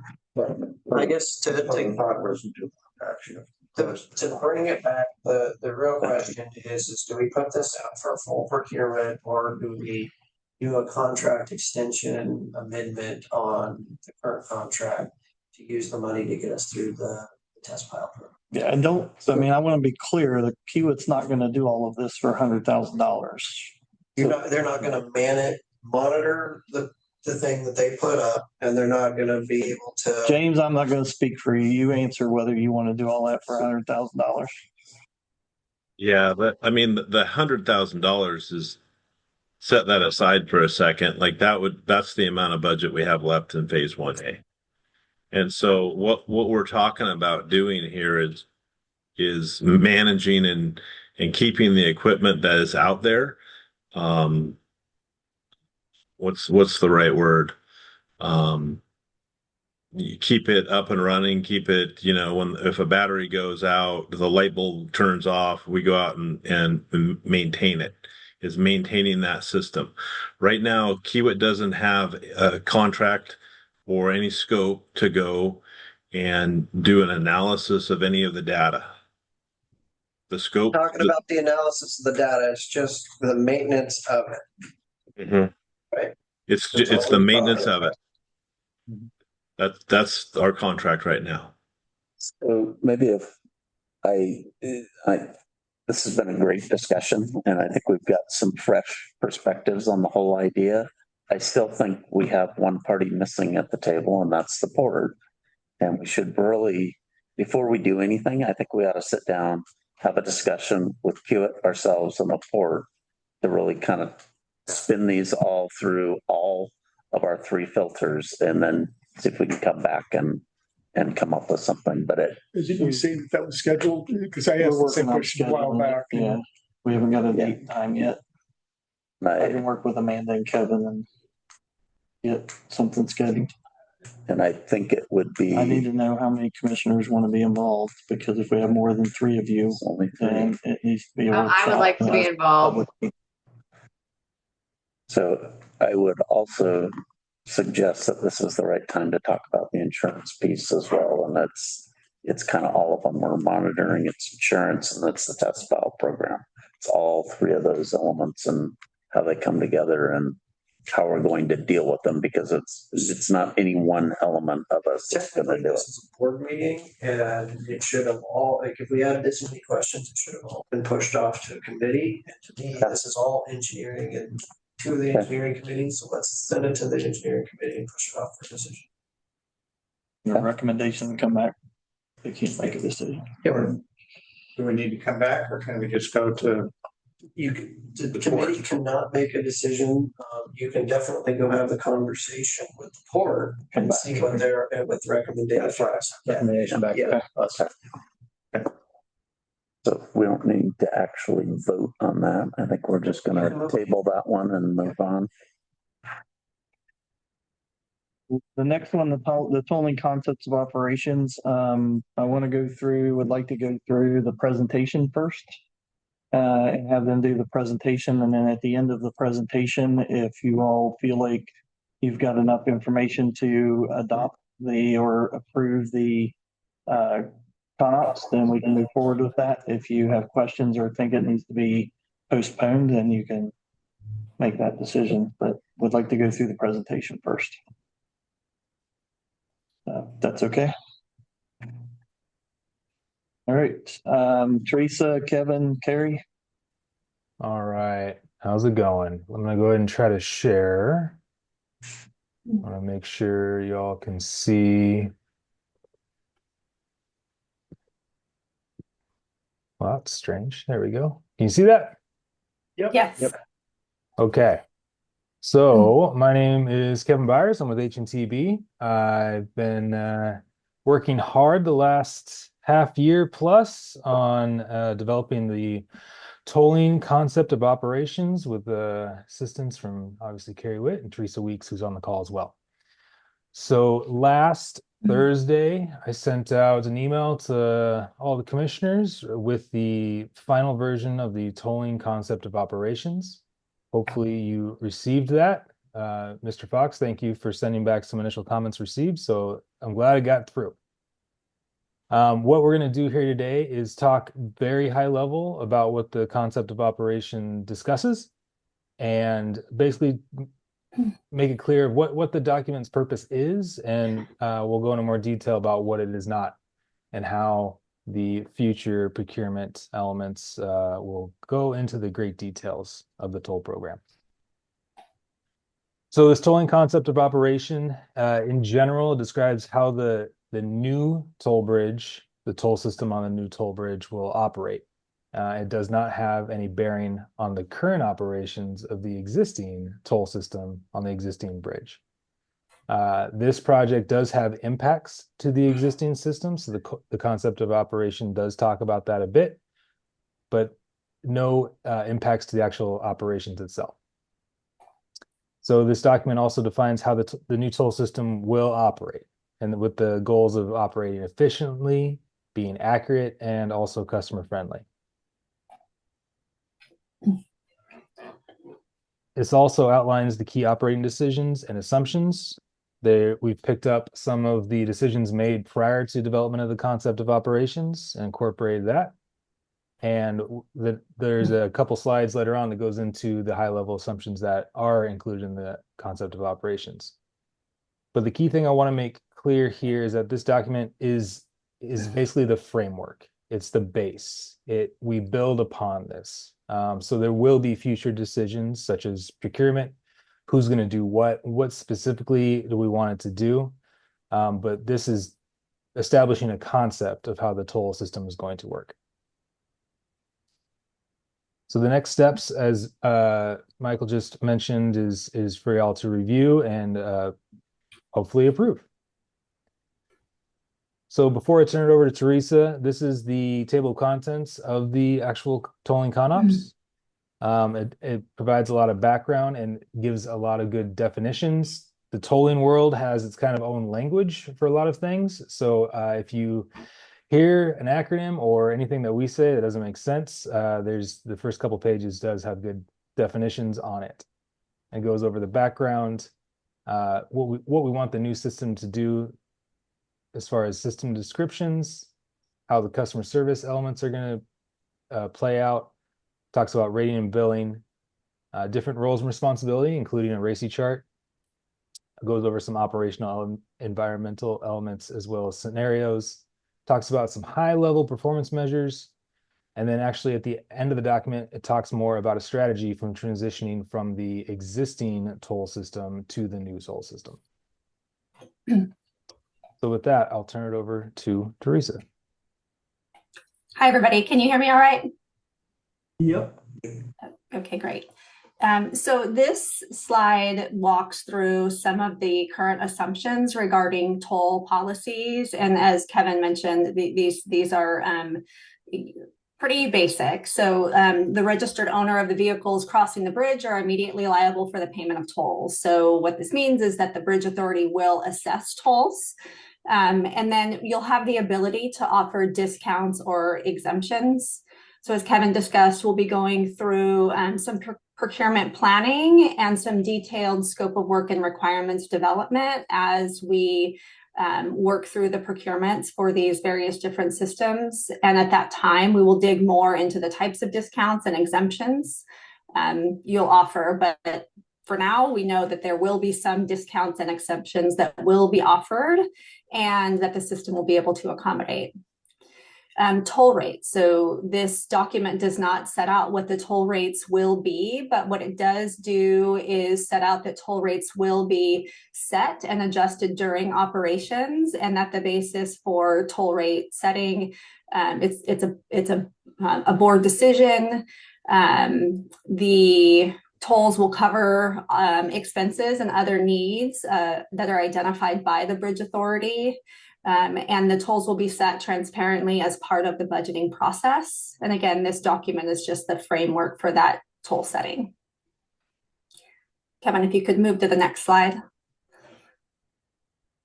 So This next slide talks about the current assumptions surrounding the toll operations. So this system, like the current system, will be all electronic. There won't be toll booths or toll gates. This is the same way the current bridge operates. The tolls will be determined by axle count, which is the same as the operation of the current bridge. Billing methods, also the same. Customers will be able to pay using BreezeBuy. They'll be able to make one-time self-reported payments or pay in response to a photo invoice. The system will be designed to accommodate a toll rate differential. This toll rate differential typically addresses the different costs of collecting via different payment methods. We have interoperability considerations in play here. Part of this is interoperability and serving as a service provider for Bridge of the Gods potentially, and also interoperability with WashDOT and potentially ODOT and national interoperability in the future. So again, a lot of these decisions will be made when we go through the detailed system requirements process. Cash payments will be accepted by third-party service providers. So currently cash payments are accepted at a walk-in center. It is not anticipated that the Bridge Authority will operate a standalone walk-in center. Those walk-in customers will be served via third-party service providers. As you're reading through the concept of operations, you'll notice that there is one industry service provider that has at least 3 retailers on both sides of the bridge. So this offering is actually expanded service for customers in the region. And then the violation procedures. So fees and fines will be developed and set similar to the toll rate setting process, and will be done transparently as part of the budgeting process. Kevin, if you want to move to the next and final slide. This slide lays out the development schedule for the rest of the system planning and procurement process. So we would like to do some procurement planning starting as soon as possible. That would outline the various different procurement options you have at your disposal today, and would also outline the potential risks and benefits to each of those options. Those different options carry different schedule risk and different cost risk. So we would want to help identify those and work through those options with you. After that, we would look to start developing detailed system requirements as well as the RFPs and forms of contract.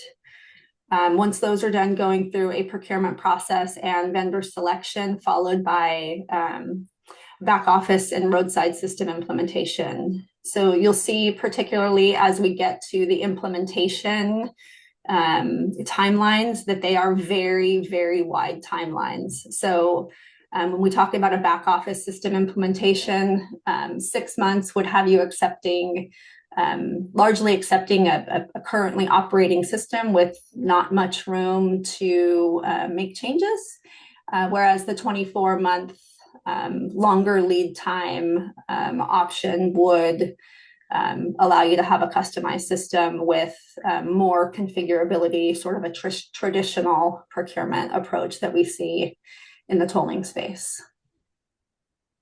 With that, I'll hand it back to you, Kevin, to open it up for questions and comments.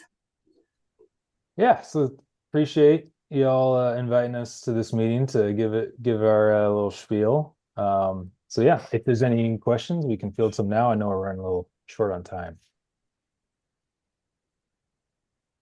A couple of comments for the group here. I went through and read the tolling report that you put together, and first off, thanks for doing it.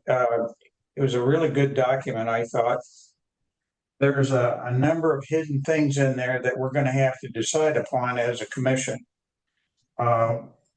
One, I think, is, are we in the business to run such a system for Cascade Locks. Right now, Cascade Locks and the Port of Hood River use the same system. When we put this new system in place, something's going to happen with Cascade Locks. Are they going to move over to our system? Are they going to go standalone themselves? Is the port going to administer that contract for them? To me, it seems like we need to decide, do we want to be in that business? And if we're not, then we need to make sure that the port and Cascade Locks knows soon that we're not going to be in that business, and they need to take whatever activities they need to take place to support that. So that's one thing I saw here.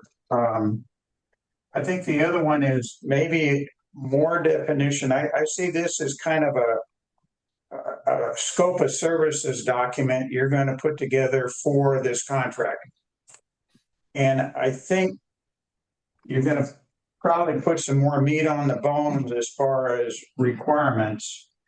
Like, I wanted to understand a little bit better the technology, or how are you going to bill out based on what the vehicle looks like? And how are you going to ensure that if we've got a tolling system that's by axle or by weight or by whatever, do we have those requirements set down, and that's what this system is going to support? In other words, if we're going to adopt basically the same type of structure that the current bridge has, then the readers have to be able to say, hey, this is a semi truck. It's got X number of axles. It's got 2 trailers on it, and you're going to get charged out that way. So it would seem like before you put this out for bid, we need to have a discussion here, or somebody does.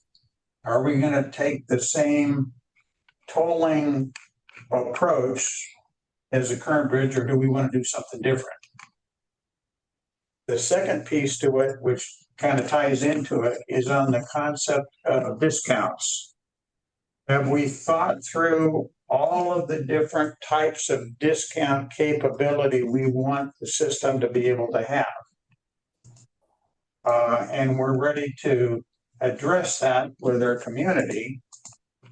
I saw that the current document was very, very general, not very specific here at all. And if you're going to push this out for bid, I would think you'd want something a lot more definitive than what you've got here.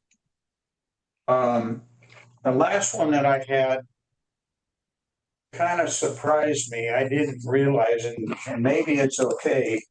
As we do the switch over from the old bridge to the new bridge, do we have to keep the old bridge facility there at the toll taking booth? That's where all of the sensors are. Do we have to keep that up and alive until we do the physical changeover? Where does the new bridge come in? I thought it was pretty much right where that there's a map. Toll booth is, so we're going to have to take it out before we make the time. I can talk to that. That was a concern that I had. That whole transition of, are we going to basically give somebody a free ride on the old bridge for a month while the new one gets cut over? I don't know. I don't understand that transition. There's always a transition plan when you're doing any kind of toll agency shift like this. So there'll be a plan put in place of how you can minimize that impact. Sometimes it's charged to the contractor. There's other ways to do it. So Teresa could speak to hundreds of details of this, and Kevin as well. I mean, yeah, I saw it in their plan, but it was very superficial. That's why that's why I wanted them to tell you what this document was and what it's not, because this is not a detailed layout document. It's a concept. So. It's not an RFP. Yeah. I can address the switchover one at a high level, and then Teresa, if you want to talk about discounts, the question, we can go from there. So in the last section, we do talk about a transition strategy, and we've been working with Debbie at the port quite a bit about how to keep tolls operating while construction is happening. We're also working extensively with Qt as well. So in the last little bit, it does talk about a concept for it. So as you can see in this first document, you can see the alignment. These lines on top is a rough alignment of where the new road and bridge are going to go. And part of it clips this, we're calling it the toll booth overhang structure, and the actual toll booth building is right in the middle. So there will be an impact. So not just for staging area, but actually the alignment is coming through right in this area. So the initial concept after working, going down there, meeting in person with the port and also talking with the port's current roadside toll vendors, there could be a situation, if you can wrap your head around this little diagram here. So this is north is up. This white rectangle here is the overhang structure. The idea is presented to shift the traffic, so one lane in each direction, over to the east side of the road. We'd have to remove the overhang structure, remove the actual toll booth so that we can get one lane in each direction that is wide enough to accommodate the traffic that you all see. And then this little blue symbol here is an existing T cantilever sign structure. There is opportunities to reuse that and put toll equipment overhead so that the new system would utilize this as a toll gantry. And then this would stay in place as long as possible before switching over to the new roadway and the new toll facility. So that at this early concept level, the goal is to continue to keep tolls going all the way to go live of the new system. So that's something we will work forward to, or work towards to. Okay, just to kind of shorten the meeting, I didn't want you guys to explain exactly how you're going to do it. I wanted to make sure that you knew that this was an issue and you're working on it. Yes. Yep. I think just to address the remainder of your comments, all of those questions will be addressed either in the procurement planning or the system requirements development process, servicing cascade locks, putting more meat on the bone, so to speak, in terms of the detailed requirements, and then the specific discounts as well. Those will all be worked out during the requirements development process. And the authority will get to vote on it. Yes, absolutely. Okay. Question. If I could Kevin also and point Teresa. out that the system will be built to be flexible so that it will also evolve over time. So, if 5 years from now you decide to offer a new or different discount program or to end a particular discount program or whatever, the system will be designed such that is an easy entry. Likewise, annually you're going to review your toll rates. If you need to adjust your toll rates, that should be a very simple process where you go in and update tables, and on a certain date at a certain time, the toll system will begin charging new tolls. So, and that will all be specified in the system requirements, and all the contractors will be bidding on the same thing. It's only a simple process if that was described as how this system is set up. The specific discounts and the kinds of discounts are two separate things. The contract has to, when we would go out for a procurement, we have to say it has to support these kinds of discounts, not this set of discounts. That's absolutely correct. Correct. And so if you want to offer a percentage discount on a toll rate, then we will have a requirement that a percentage discount per toll needs to be offered, or a fixed dollar amount per toll needs to be offered. We may not know exactly what that percentage is going to be, anywhere from 0 to 100%, or the exact dollar amount that it's going to be. But we will have some level of configurability. So I think of configurability as toggle switches and knobs. It costs money to build toggle switches and knobs, so we have to find the right balance of the number of configurations that Hood River wants to have. So we'll we will walk through those options with you as part of that requirements development process. Where we're going with this, I think we need to spend a little bit of calories with you guys. Yes. Make sure we understand what the capability that we're building in allows us down the road. And it's, I go back to the old software days and how you combine all of those together. So if it's a black truck with 4 tires, it's this. If it's a green truck with 6 tires, it's that. Correct. Jacob, you had a comment. So 2 real questions. Number one, thank you guys for putting all this together. Really appreciate it. I don't really want to go through it page by page down it. We can read it. What I do want to know is a couple of things. Number one, I'm trying to keep costs down on this project. In terms of our options, is one option that we're going to keep on the table to just hot swap the current system that's on the bridge to the new bridge, and then we could always put in a new system when that old system is useless. And the reason I think about that is because at some point the new software is going to be coming out with AI that can read all the license plates and do everything for it. And I don't want to upgrade until that's fully functional out there and that we can save all that money.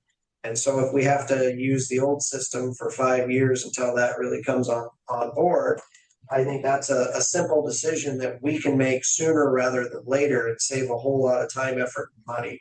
And that would be a good conversation because that's policy level at the board where I think that's the conversations we need to have.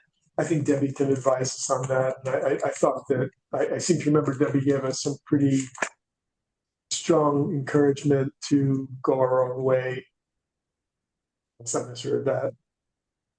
And that's again that's the encouragement, but like again, if there's new technology that's on the cusp that could cut out however much operational costs.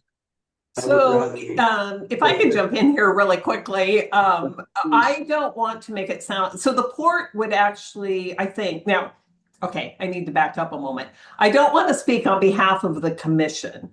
What I can say about management and the way we're set up is that the port would be interested in continuing to provide this service. So even though the bridge will belong to the Bridge Authority, we are already set up to do tolling, and we would be, I believe, happy to continue doing that. I would need to take some kind of proposal to our commission and make sure that everyone's on board with that. But I do believe I can speak, at least from a management standpoint, that we would be interested in continuing that process.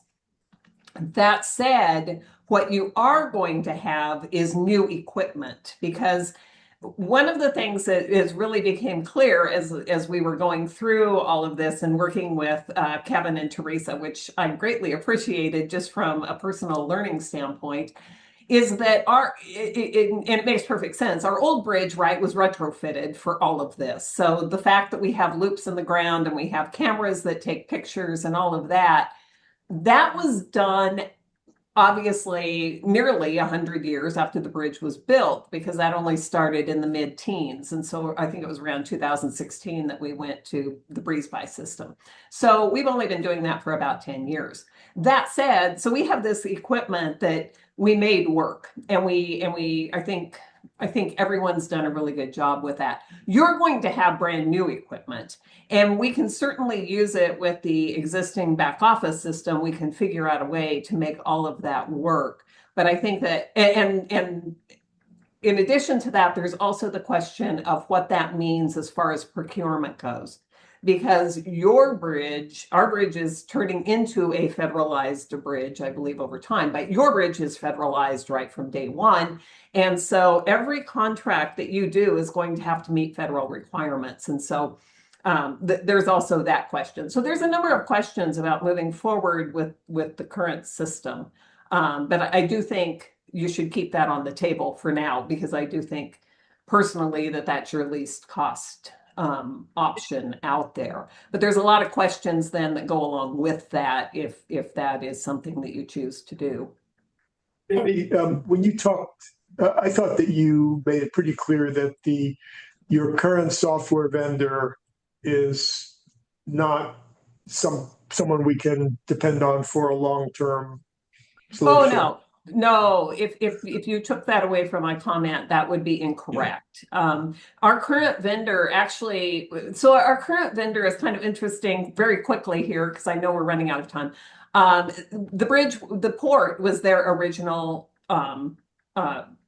a client, and they built their system around us. But then what happened was they grew phenomenally fast. And so they now provide services, I believe, worldwide, but certainly all over the United States. And they recently they basically sold or merged with another company called Neology, which is a huge provider of equipment and all of that. So they managed to become both a roadside company and a back office system all in one. They're a large company and are certainly capable of tolling this bridge and doing the back office system.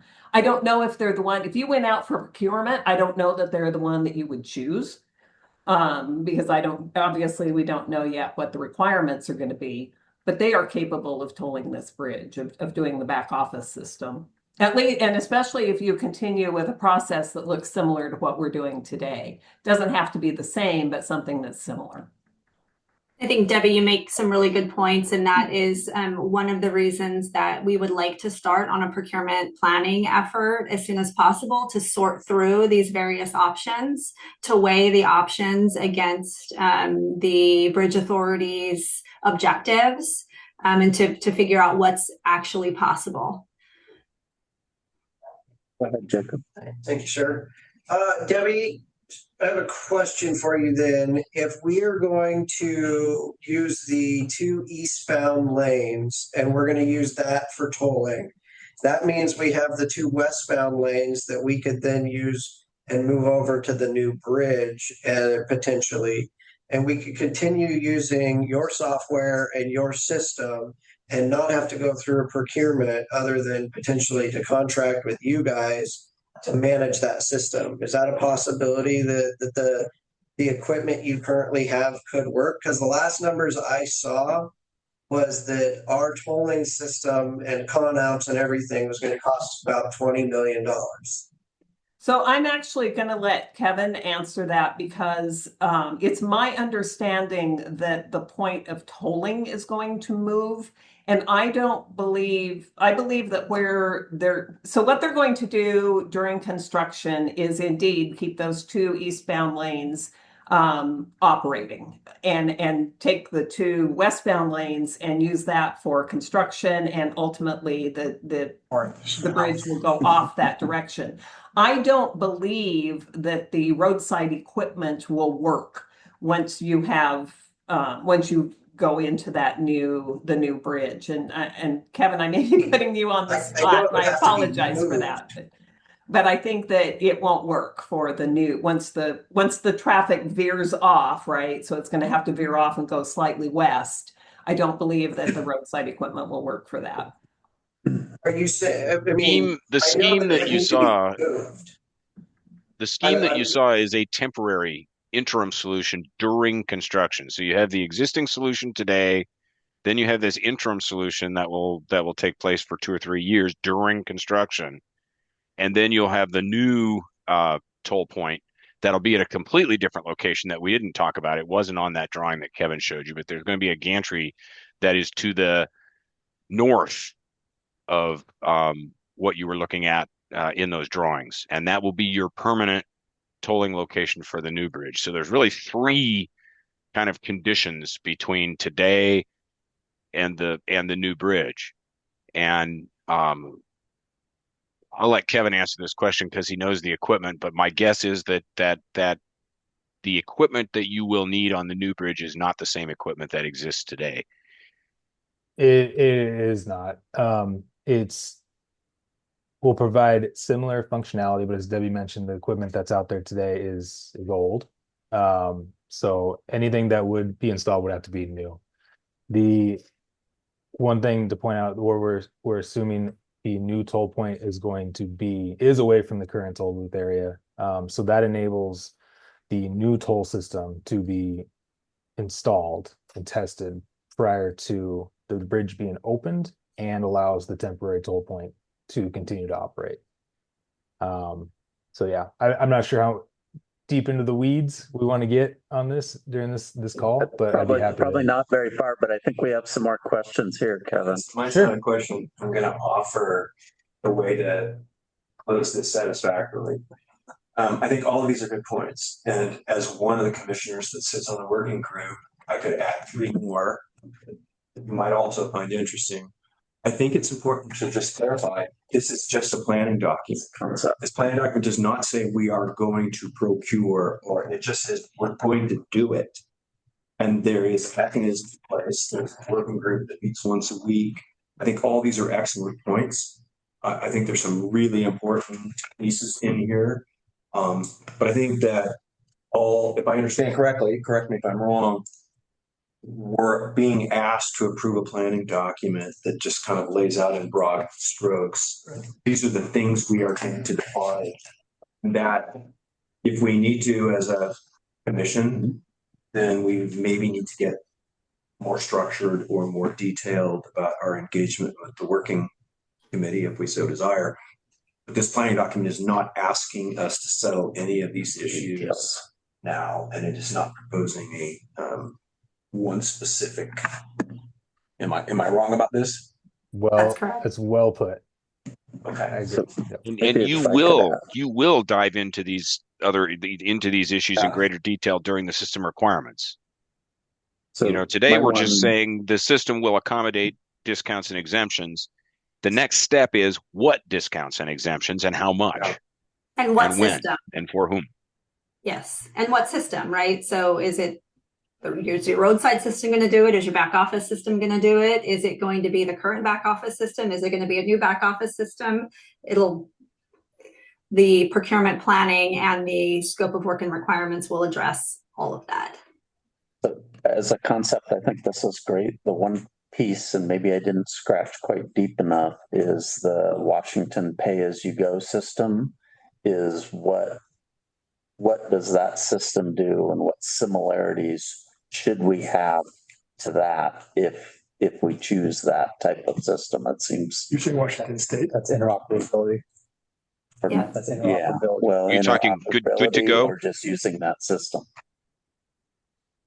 We will build, and I'll let Teresa talk in detail about this, but the system will be required to have the functionality to read good to go tags, to recognize them, and transmit information to WashDOT to seek payment from WashDOT, from their WashDOT account for those. Now, you can choose to turn on that functionality or not turn on that functionality, and we would have to have an intergovernmental agreement with WashDOT to do that, but the system will be specified to be capable of doing that. And I think particularly if you keep the existing back office system, if we can find a pathway to do that and it makes sense, you probably want your new roadside vendor to have the capability of maybe during their contract term, start sending transactions to WashDOT for billing. That may be an option as well, to start using WashDOT as a back office. We'll have to sort through that in the procurement planning. Yeah. Thank you. Any other comments on that? Who in the commission is meeting with these guys, you say every week? Myself and Commissioner Thomas. Okay. It's weekly, bi-weekly, depends. Okay. That's through the finance. No, Commissioner Thomas is there from your group, I think. Usually our communication. She's in communication. Right. Oh, that's right. It started actually by coordination meetings, check-ins, and it was I think a good idea presented to see who wanted to attend and see the sausage being made. So that's how it came together. Yeah. And back to the question about cascade locks, that was discussed, and Debbie, we did incorporate most of the points made in our initial discussion. The point for the discussion with cascade locks is that at this point, There haven't been any decisions made that would cause them to take any particular action. At this point, they have every option open to them, and for the next 5 years, they're going to be customers of the Port of Hood River. But at the end of that, there's a lot of options.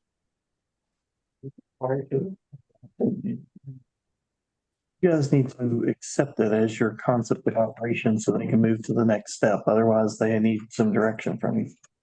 I move to accept this planning document. The motion has been seconded. Is there any further discussion? Those in favor, I'll say aye. Aye. Opposed? Motion carries. All right, so that gets us to information items. We've covered most of those. I don't think there are any huge ones there. Here. Very last one, we hit $10 million in that kitty, a milestone. I saw that. I think the only thing that is not covered previously or in the schedule is just the 60% design review. Rob mentioned that they are going through it at ODOT. Yeah, I know your team's going through it. WashDOT has it, FHWA has it. We went and met with the city of Benjamin, updated them on what we wanted from them. Okay. So it's circulating through. Well into that process. When that gets accepted, then are we gonna do a financial to see what the cost of it? That's part of the CSRA that we're doing in August. That's all being done based on that 60% plans. And we've asked the ENC committee get a briefing of what were the major comments. Are there any massive risk register issues that need to be taken into consideration prior to that? No, not right. So we know how we're getting to the north side of the bridge. And north side's been figured out. No surprises on the geotech that we didn't know about. Biggest thing's funding right now. Most of the other risks that we had before have been mitigated or better understood. The biggest problem we got right now is funding. That's always has been. For the last 4 years. So technically, we did raise what we set out to raise originally. So we are a little bit over time. Our job. So I'm going to go ahead and conclude this meeting. Our next meeting is Monday, July 13th. Here or online. Thank you, everyone.